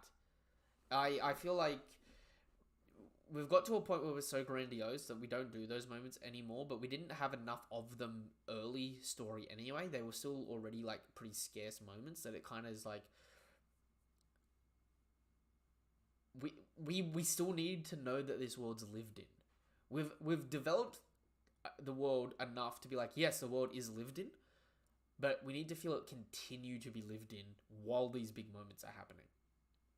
If that makes sense. Yeah. But in Oda's defense, I learned recently that he actually requested to increase the length of chapters to about 30 pages and got denied. So these chapters being like a you know, anywhere between 12 and 20 page chapter, Oda wanted to increase it another 10 pages each week. Mm-hmm. Which that really could have made all that difference, couldn't it? Yeah. I still find it amazing that like that's the thing that people don't talk about a lot. Everyone always talks about how like anime is like such a great medium for storytelling. People don't talk about the culture around anime being so ridiculously restrictive, and like how tropey it is, and like all this stuff, and how like even someone like Oda can just be like, "Nah, you're denied." Yep. To a magazine that frankly he could leave and they would be in the shitter and he would be more He popular is than ever. carrying, like he's carried Shueisha through 3 generations of manga. Yeah. And like at this point in time, One Piece is its own huge entity. Mm-hmm. But that's the thing as well, where it's like it's got to fit in a magazine with like 20 other series. And Yeah, like I get that. You know, it all comes down to cost, where it's like, okay, you get to make another 10 pages, we've got to print another 10 pages, but we don't get to charge an extra 10 pages worth of paper. Because it's like, kids have got to be able to buy this with their pocket money before school. Yeah. You know what I mean? So it's good and bad, but it's like, if that's the case, I would prefer Oda to still do those extra 10 pages worth of stuff. Even if it means we don't have a super hype chapter some weeks. Just because, like, the story's been so good for so long, but at the same point in time, I think we can all say we've had significant criticisms of the story at the moment because of pacing and stuff getting skipped over or missed or glossed. And it's like, the story's been so good and so strong for so long, don't let it slip now. Because Wano was a prime example of some of those moments being like, it could have been better. Yeah. Even with what we were given. Even with what we were given, they could have been a bit better. Mm-hmm. You know what I mean? Like, do you know what... I haven't even thought of this before, but do you know what also would have been a really interesting thing? You know how the fire was such a big problem? Yeah. In Onigashima? Imagine if the fire, you know how before Kid like shoots Big Mom with the damned punk through the ground. Do you know what would have been really interesting? If he got the idea because Big Mom fell through the floor because of the fire, making this like that level weaker, and it couldn't support her weight. And like seeing that, Kid was like, "That is a great idea," and then just bam, laser beam. Mm-hmm. I don't know, like. I guess that would have taken away from their intelligence, but it also, like, there's just a few little things here and there that could have just been like, that's interesting and cool. Yeah, God, just do that. Why don't you just do that? Yeah. And, you know, hindsight makes a fool of us all. But it's like, I would love if, at one point, if Oda ever once the series is finished, if he can like go back and be like, I'm gonna add a new page into this volume and just like get to rework older stuff if he wants and expand stuff out. You know what I mean? I'd so do that if I was a writer and I was retired. I just, but then again, like I guess you get that when the J.K. Rowling syndrome, you know, Yeah, but I mean, where everyone's just George Lucas, leave it alone. You're killing Star Wars, and it's like, dude, I made it. I made it. Let me make it. yeah, exactly. It's my fucking world. But it's still one of those things where it's just like, because we know it's a hard medium, it's a time crunch, and like the quality's. Look, I'm sorry, the quality of One Piece is better than any other manga out at the moment that's coming out now, and I say that because the content consistency, the narrative writing consistency, the art consistency, and the engagement consistency and chapter length is above par. You know what I mean? Whereas there are other series that have better art or more detailed art. Like, I don't want to say better art because Oda's a good artist. He just chose a cartoonish style. And a lot of people criticize One Piece for having bad art, and it's like when Oda wants to do if you ever see Oda do like artwork for other chapters or for like other series, if he's not doing it in his cartoonish style, like Oda drawing Goku's cursed, but Oda did I can't remember the name of it, but there's this other like samurai show, and Oda did some artwork for it for a cover, and it was phenomenal. And it's one of those things where it's just like he chooses to draw it in a style that's easily recognizable because like it's like My Hero Academia and the fact that people don't have noses. Their nose is the like top lip mouth section. It's just like one. They've got beaks. You know what I mean? Yeah. Everyone looks like they're muffled. You need to have a like really unique art style in the manga industry to be like easily recognizable and stuff like that. And it's like really funny because I've seen people like roast art from different like manga artists and stuff like that, and it's like, would you rather have better art and the series takes 3 times the length to come out because they can only do like an 8-page chapter this week? Yeah, because that does happen for other series and it's not as enjoyable as you would think. Yeah, that's just me ranting. We'll wrap this up in the next 10 minutes. Is there anything you want to say for predictions for the next chapter? I think I have anything. I've got no idea because we just went back to. I mean, I think maybe probably away. Probably. I He think doesn't seem to stick on the same area for too long, right? And we haven't seen Luffy for a little while. I think we get 2/3 or an entire page of Kuzan getting out of that hole and Garp talking to the Marines, and then we cut back to Egghead.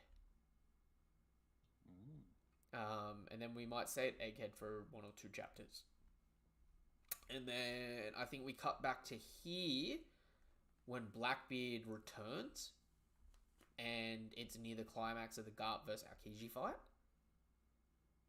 And then I would also say we may cut over to Elbaf with the later on with the kid pirates washing ashore.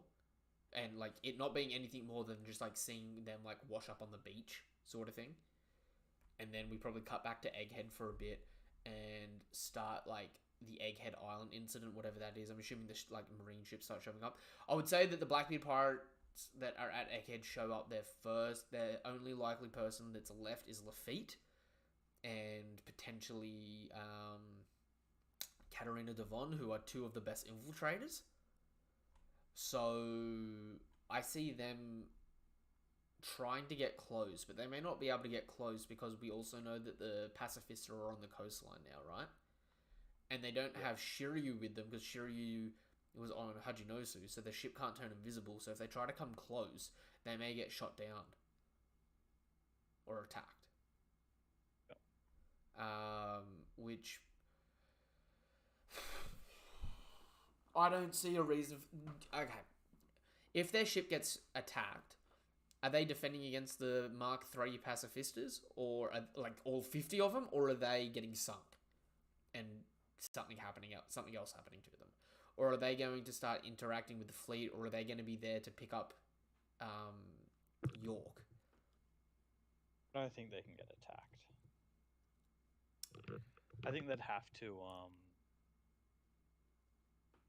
Yeah, they'd have to infiltrate. Ooh. Infiltration. I don't know why they're there, to be honest. Okay. We've already had the whole infiltration arc, and I'm already over it. Say they're there to pick up York, but because Sentomaru ordered the Mark III pacifistas, they're on the coastline defending, and they're about to attack. Lafitte can hypnotize people, remember? Yeah. So we could see him, if it's a devil fruit that lets him hypnotize, he might be able to hypnotize the pacifista. Okay, yeah, possible. So you may see those two Blackbeard pirates make landfall to try and pick up York, and then maybe it'd be really...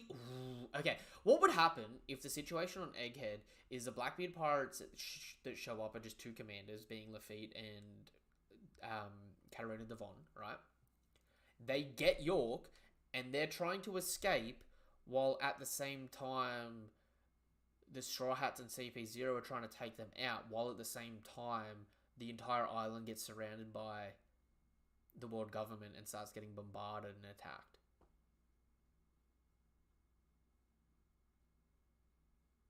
So it's like a three-way battle, like a tug of war on the island between the Blackbeard pirates and York versus Luffy and Go. And CP0 may switch or may not switch, you know what I mean? There may be like a will they, won't they sort of thing.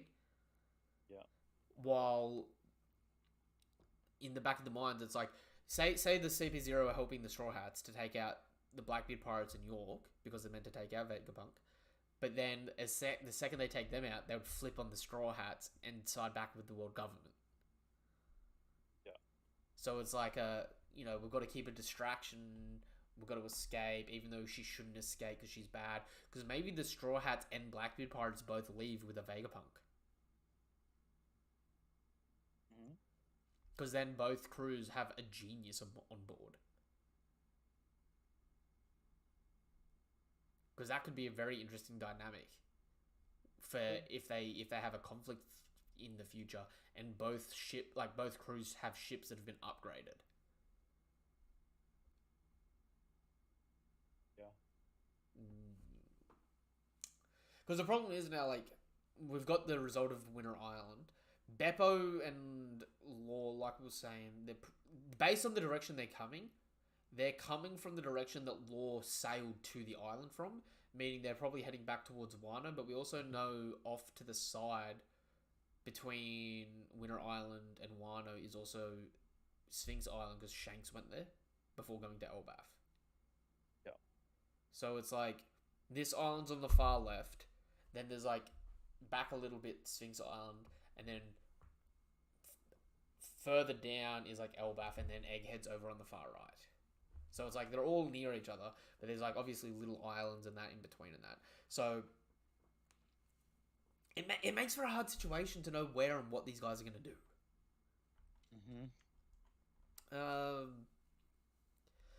As it always is, One Piece. Take your bet now before we wrap up. Aokiji. Conqueror's Haki or not? Do admirals have Conqueror's Haki?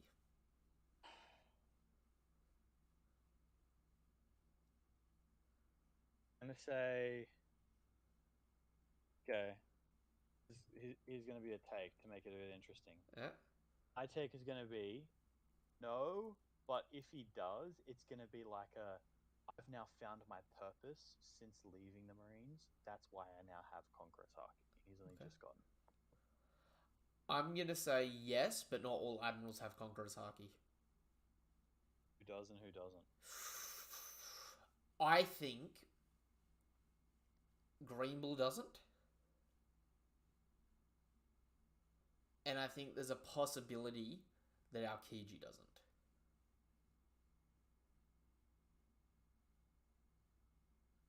Kiji. That's what we're talking about. I think there's a possibility that he doesn't, though. That the others do. But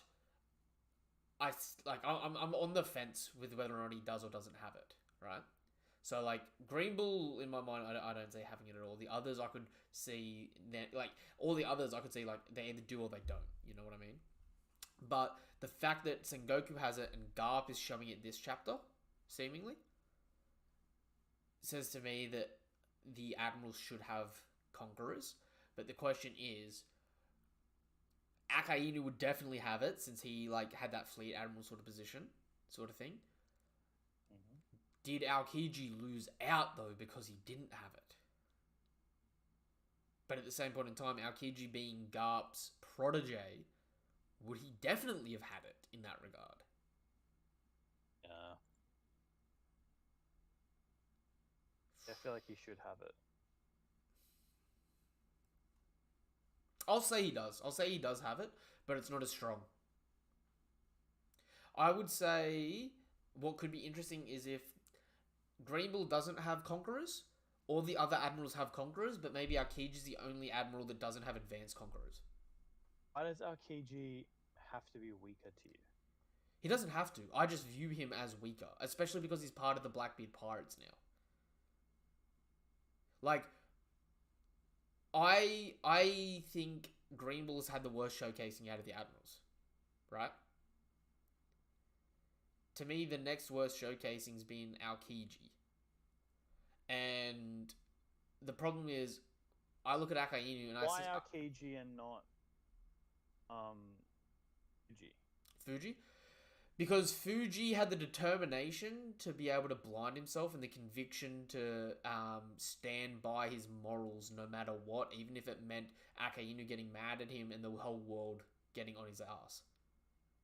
Isn't that like literally what Kuzan has just done? Kuzan tried to be the leader, couldn't cope as being the leader, and ran away sulking at a bar. And then he gained the conviction to chase what he wanted. I see that more wishy-washy. When like I'm splitting hairs here, right? Because it's like I could see him probably having it, but I'm sort of split on it because like Blackbeard represents a lot of things that Kuzan doesn't stand for, right? Because like for example, like Kizaru is just kind of like he's got that that kind of like supposed personality trait of being lazy. And then he just kind of like, yes, he's an admiral. He leads troops and da da da da da. But he's like so far been a fairly normal admiral, whereas Kuzan has that background of like Robin and O'Hara and witnessing that event and being changed by it. And then when he met Robin and the Straw Hats, he froze Robin, but then he let them go and let her live. And now he's like, even still, he's like toiling on it, and he's like, oh, this is a whole thing. Like he has been shown a lot more often to be a good guy and to have sort of like an inner turmoil, whereas Kizaru has basically just been like, I'm an admiral, I shoot lasers at you. True, but that's also one of the things. A lot of conquerors don't have that inner turmoil. They have that like perfect conviction. Yeah, I suppose. Which, again, it's like he. The thing I'm saying is, it's like it's hard because it's like all those narrative beats you just talked about. Then has me going. It would make a lot of sense for him to have it because he's like changed as a person, and thus it's changed his like way of ruling. You know what I mean? Mm-hmm. But at the same point in time, all the other characters, minus Green Bull, have been so like, this is me and this is how I am, that I'm like, I don't question it as much. Yeah, but there's also that idea of that is more world government brainwashing. Like a standard Marine is like, I'm a Marine, pirates are all evil, yeah, but they don't get conquered. True, but none of the admirals are like that. That's kind of what I mean with Kizaru, is that he is like that. He's not though. More like he's in like a position of power, and he leads and things like that. But generally speaking, it's like pirates are bad. I don't think he necessarily views it like that. I think it's more that like I mean, for starters, he's the admiral that we've had the least focus on in terms of what their actual motivations are, right? Like, we literally, at this point, as ironic as it is, at this point in time in the story, we've had more motivation for every other admiral other than Kizaru, right? Yeah. But sure. Kizaru is also the most active admiral. That's what I mean, is that, like we've seen a lot of him. We've actually seen quite a lot of him. But he hasn't had any of that, like, unique takes. It has always just been, like, a basic sort of, like, I'm an admiral, I'm a marine, I fight pirates and do my duty. It's more... I see it more of, like, we haven't gotten his motivation. I've just got to look this up, actually, really quickly. What is our... Just so I don't misquote it here. Kizaru's justice. Here we go.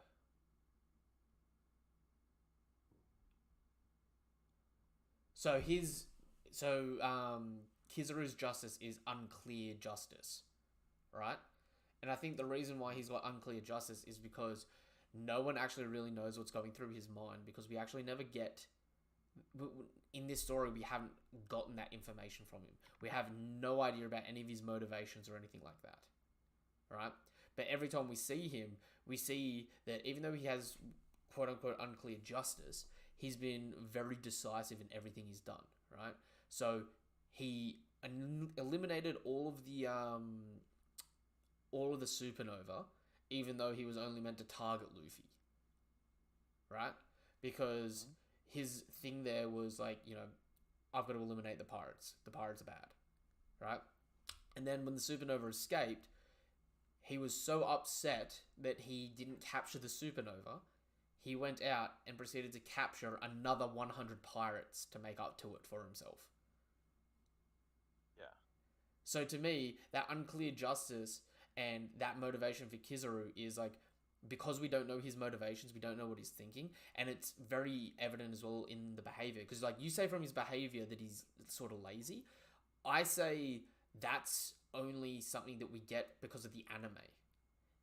If you just read his character, he never comes across as lazy. It's just because in the anime he seems to talk kind of slow. But I don't think his I don't think his anime representative is entirely different to how he was supposed to be portrayed. Like, I wouldn't let that happen. Well, obviously, the way that we see him in the anime is his personality, because, like, the anime literally tries to replicate. Okay, put it this way. Mostly, like, literally panel by panel. Put it this way, though. No one in the manga has ever said he's slow, or he talks slow, or he's, like, slow at reacting or anything like that. You know what I mean? Whereas for a lot of people, that's their preconceived notion of Kizaru from the anime. Well, actually, though, like, realistically, he doesn't actually speak slow. He just speaks with, like, a lazy attitude, like, yeah, but it's still, like, the normal pace of speech. Just, like, super laid back and, like, disinterested. And then, obviously, he himself is really fast, and his reactions would be really fast. That laid back... It's just the funny character trait, obviously, right? That laid back... Like, the idea of, he's lied, but he's slow. That laid back and uninterested thing, though, is sort of what I'm talking about there, where that's his sense of justice, where it's unclear justice. The thing is, essentially, don't give your opponents anything to be able to read off you. You know what I mean? It's like... but he's not doing that on purpose. Or at least we've never had an inkling that he's doing that on purpose. True. We haven't got an inkling that he's doing that on purpose, but at the same point in time, we haven't had anything to contradict that either. You know what I mean? It's one of those things where it's like, his justice is unclear justice. Whether someone puts a gun to his head, or he's fighting Rayleigh, or he's fighting a supernova, he's got the exact same composure the entire time. You know what I mean? So it's almost like a drama student where it's like, do angry, now do sad, now just have no expression at all. He's just the no expression at all guy. You know what I mean? Because, like, to me, I think Oda's been saving his backstory, like, not his backstory really, but, like, his motivation, because Kizaru, I think, is set up to be the perfect dog, which you're probably viewing as, like, a negative for him having conquerors, whereas I view it as, like, he is, like, Akainu's right-hand man, right? We never know what he's thinking. It's sort of like Shiryu. You know what I mean? How like Shiryu's just like always got like thinking bubbles happening, and he's just always surveying what's happening around him. We don't really know what he's thinking, if that makes sense. And I think it's the same with Kizaru. He's supposed to be a very neutral character. Yeah, I get that, but that's what I've been saying basically is that like he seems that's why I think he's less likely to um have Conqueror's Archie is because he doesn't have that inner turmoil that something like AOKIJI has. And he doesn't have the insane, ridiculous drive and hot-headedness that Akainu has, right? He is more of like, I mean, you can even see it in the fact that he didn't want to be leader. Like he specifically doesn't have that mindset of the conqueror. It's not that he didn't want to be the leader though. He didn't get nominated for it. Yeah, yeah. You had to get nominated for it. Yeah. So like the thing is, really that if he was super hardcore driven or whatever, he would have gotten nominated. Oh, I mean, right? look, the whole thing is he's good at following orders and he's like a kind of. But that's it. He's the balance between the Kizaru. He's the balance between the Akainu and AOKIJI. You know what I mean? He's supposed to be like that balanced figure. That's why he's light. You know what I mean? He doesn't fall to a color on the spectrum, if that makes sense. Mm-hmm. He's a lot like Zoro. Like Zoro doesn't show a lot of emotion a lot of the time while fighting. Zoro has that insane drive, and the thing is that Kizaru may have it as well, but we haven't seen it. Yes, but the way I view it, Zoro has like a ridiculous, insane drive that he lets literally consume him. Whereas at the moment, though, we see aspects of this same insane drive from Kizaru. I don't see it anyway. With him hunting down 100 pirates because he let some pirates get away, and he wasn't happy with himself. Yeah, that's literally just like, yeah, okay, shit, I'm guilty. But I mean, it's not like he was like, I'm gonna go fight a Yonko because of it. True, but he's not allowed to. I'm gonna challenge Garp to a duel and get my ass beat. True, but but that's the thing where he's being saved in that regard. So, like, I think he's dedicated to his duties. Yes, what I see from that, but that's not Conquerors to me. To me, though, his duties are to lead. Where AOKIJI, if you go back to when AOKIJI was an admiral, he didn't give orders. He would sleep on his boat all day, up on the deck, and not do anything, or go off on his own. Which is why I'm saying doesn't, or he's just got. See, and you know I can see that. Whereas for me, it's like I look at Kizaru, and Kizaru's the way I view Kizaru is like he's like the perfect blank slate, if that makes sense. He doesn't show any strong emotion in any strong capacity. He hasn't shown anything of what he's about. But then at the same point in time, Oda's shown him as a kid, and he was like a poverty-driven kid that was trying to learn. You know what I mean? So it's like there's a story there that we haven't had that inkling to like we have for the other two admirals yet. And so I look at him and I go, okay, if we haven't had his motivations, what are his actions? And his actions are that of the best leader out of the three admirals so far that we've seen. He's given the most orders to subordinates, and he's been the most active in fighting pirates. I mean, I guess it's just a difference of opinion at that point, but like, he hasn't. My kind of main point is that like he just doesn't show aspects of Conquerors. Okay. Yes, he's a Marine at a high level. What's the aspect of Conquerors to you? What makes Conquerors to you? Like an insane drive, like a crazy. So his insane drive would be his insane drive at his job and trying to keep a level of perfectionism with it, where he's willing to go fight Kaido and Big Mom, and if he doesn't defeat pirates that he set out to do, he sets a task for himself to make up for it by capturing 100 more that's only self-inflicted because he's holding himself to that high standard, unlike the other admirals. That was like, basically he's like, so if you gave those traits to like a random captain in the navies, you wouldn't think that he's going to have. A random captain gives orders to his crewmates all the time, is really driven and looks after his crew, etc., right? But that doesn't necessarily make that Conqueror. True, but you also have... like, you're really chasing something hardcore. Okay, but We have other people that are conquerors though that don't have that same level of aspiration in a lot of ways. Yeah, like Like, the Yonko, for example, sort of just put down to like genetic freaks, really. but I mean, the admirals are genetic freaks in their own right too. I think they're more like talent.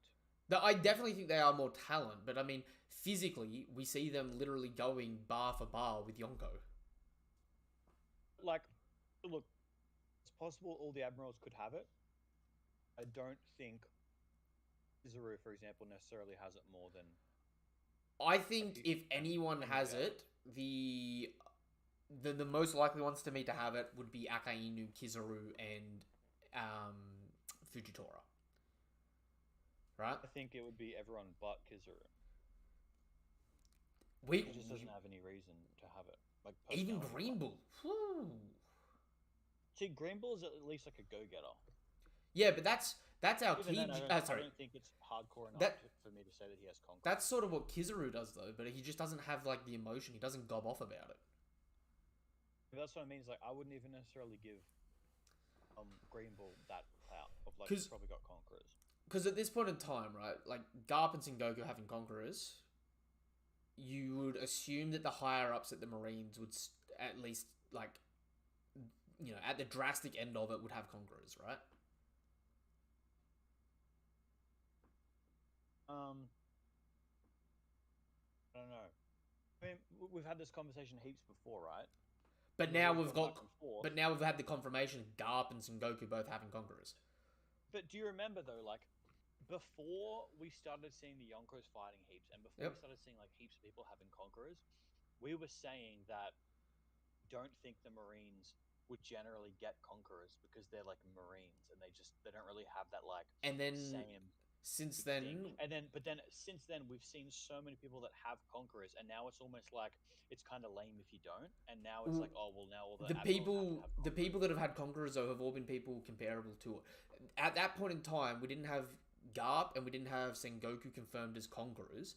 It was the only people confirmed as conquerors were pirates. And we were arguing at that point in time then, is it because you're subjugating yourself to someone else? Then since then, we had first mates having conquerors haki, which threw out the idea of you have to be your own leader to be a conquerors user.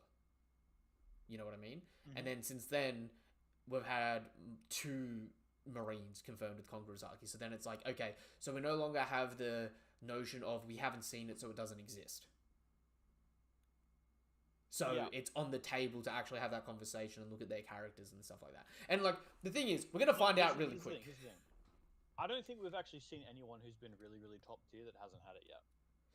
Since like Kaido and shit was like since we started being, oh, Big Mom has it and Kaido has it and now Garp has it, and like that's fair, right? So like I think it is entirely possible that it's just like, yeah, everyone that's really, really hardcore.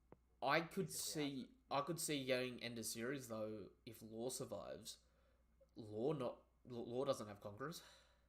I could see him never getting it. I would say if he doesn't have it, he never gets to Yonko level. I would say he could carry that there just from the Devil Fruit alone and getting his armament and observation just up a bit more. Because he's already proto Yonko now.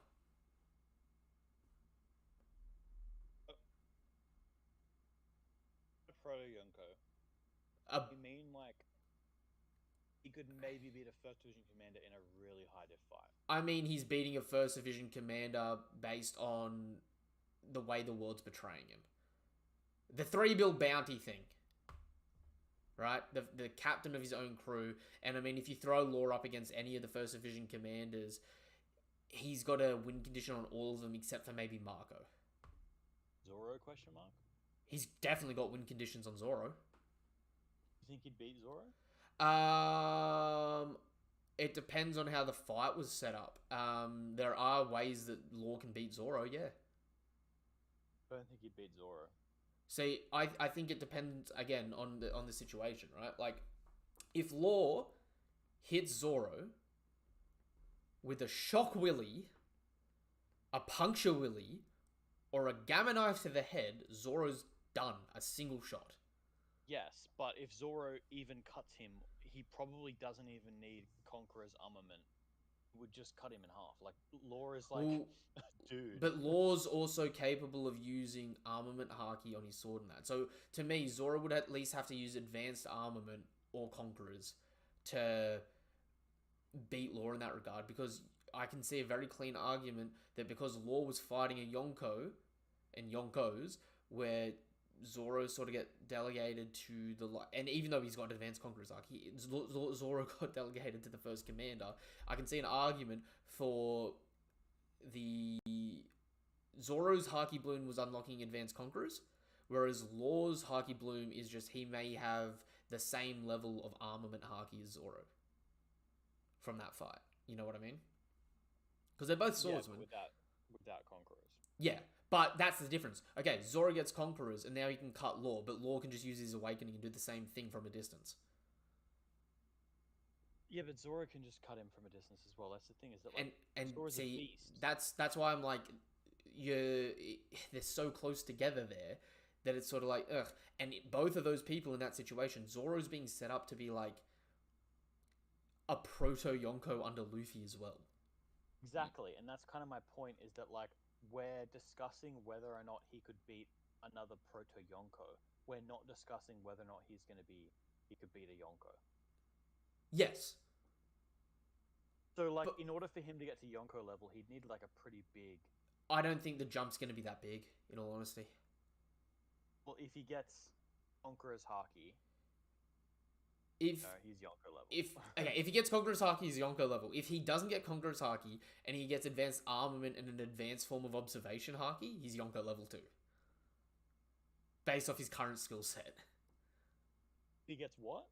An advanced armament and advanced observation Haki. When you say advanced armament, Grio? Yeah. Like a future sight? Depends. I still don't think he would. So you don't think with future sight, when he almost beat Blackbeard? Okay, he did not almost beat Blackbeard. He was quote-unquote soundly defeated. He was soundly defeated by Blackbeard and Blackbeard's whole crew. Yeah, but it was also Law's whole crew. Yeah, but it's Law's crew. They're not Blackbeard's whole crew. Okay. Blackbeard's other top 5 commanders. It was a 5-on-1 essentially, with the other crew being useless. And even at the end there, where we see it, where they're all like standing over him, it's and he got a couple of licks in on Blackbeard, and then at the end, Blackbeard's like legit laughing at him. Like, yeah, but it's okay. Who's Law's second strongest fighter? Like Kaido almost beat Luffy, right? In the final battle, but like, because Luffy isn't. Yeah. I mean that's another thing. If Kaido close fight. If Kaido dodged, he may have beat Luffy. If Kaido didn't just say, "I'll take all your attacks head on," Kaido probably won that fight.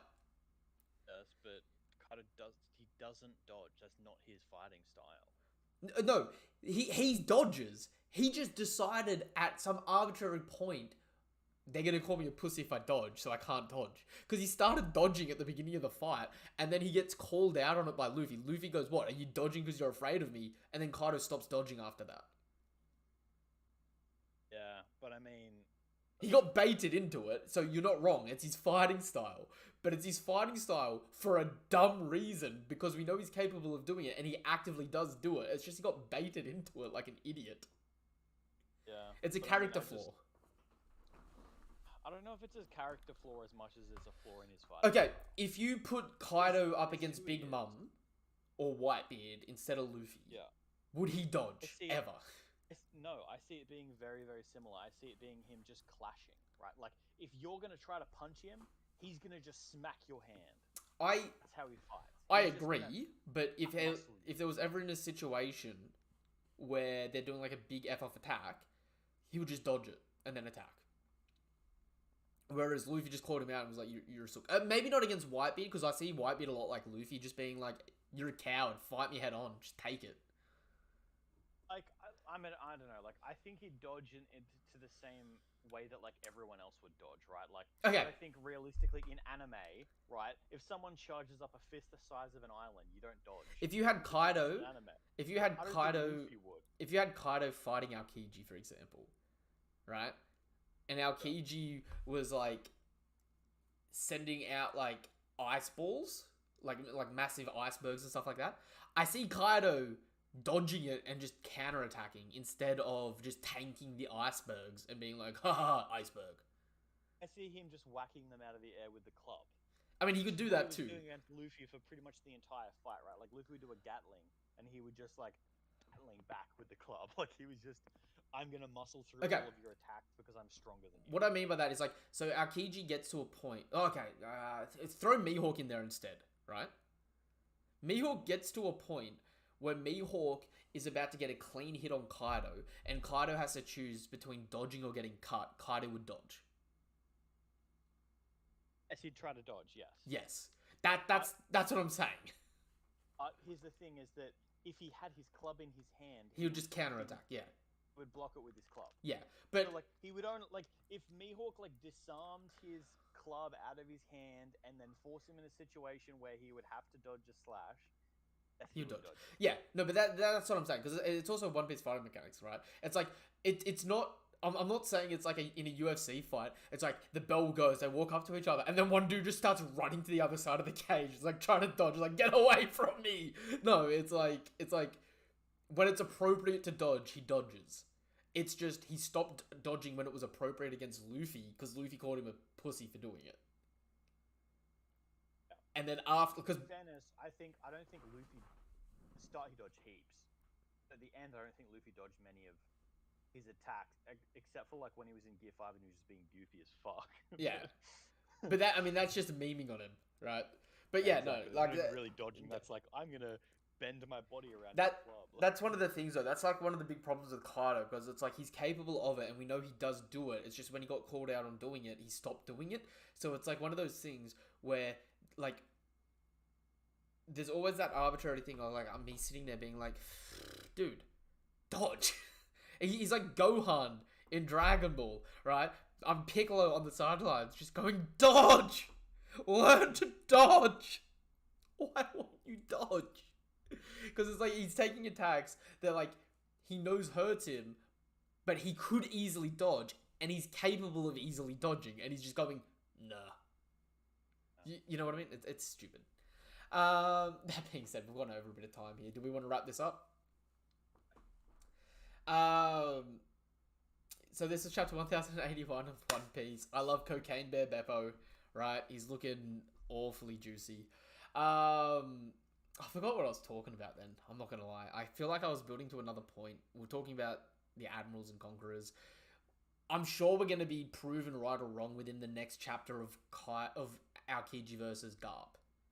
Like the very next chapter that they're fighting, it's gonna make or break. Because if Aokiji gets up and he's severely injured, he looks terrible.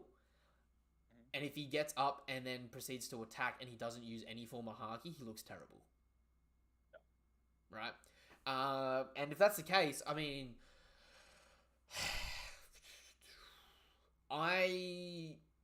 I've been in the camp of the Admirals for a long time, saying that doing a lot of defense for them, saying they're a lot stronger than people give them credit. This is either going to prove or disprove me, and I'm putting the backing on Aokiji, even though I think he's one of the lesser Admirals. So, balls in Oda's court. That being said, one last question. Kobe Conquerors? I don't think so. I don't think he should have it because he was such a weak child, and it took Luffy coming along, that I think it would hurt Conquerors if he ever had it. Ever had it? Well, okay, do you believe Conquerors is something you can develop, or you've got to be born with? I think it's something. Well, I think it's innate to a certain extent, but I wouldn't call it being born with it. I think it's more of like a product of your upbringing. Like if you're tenacious enough, do that, right?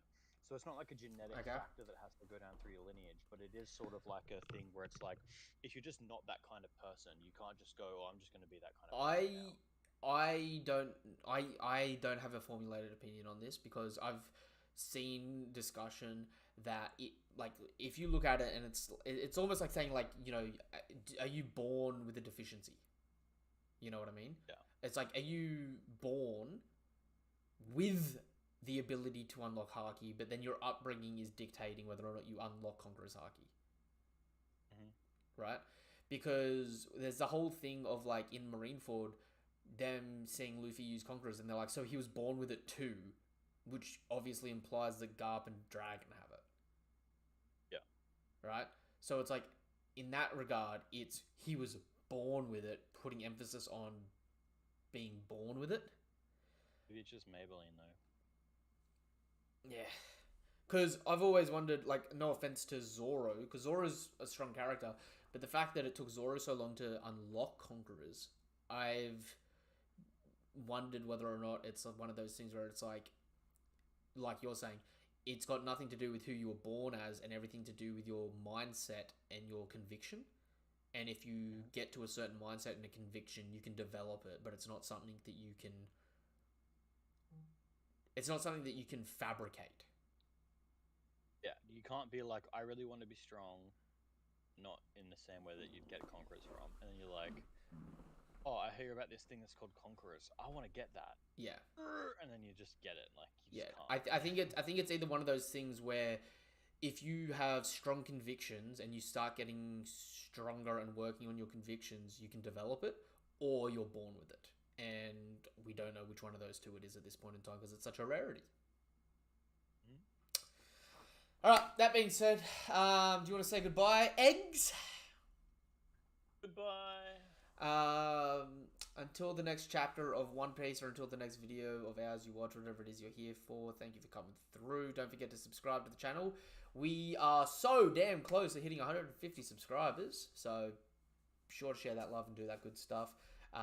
Give the video a thumbs up and all that good stuff. And if you haven't done so already, check out the link tree in the description down below. It'll take you to the Discord where you can join and talk anything anime and manga related. It'll take you to Twitter, Twitch, TikTok, where we do all other sorts of anime and manga related content and stuff like that and gameplay stuff. So be sure to check that stuff out. And yeah, nothing but love, nothing but respect. Have a damn good day. Goodbye.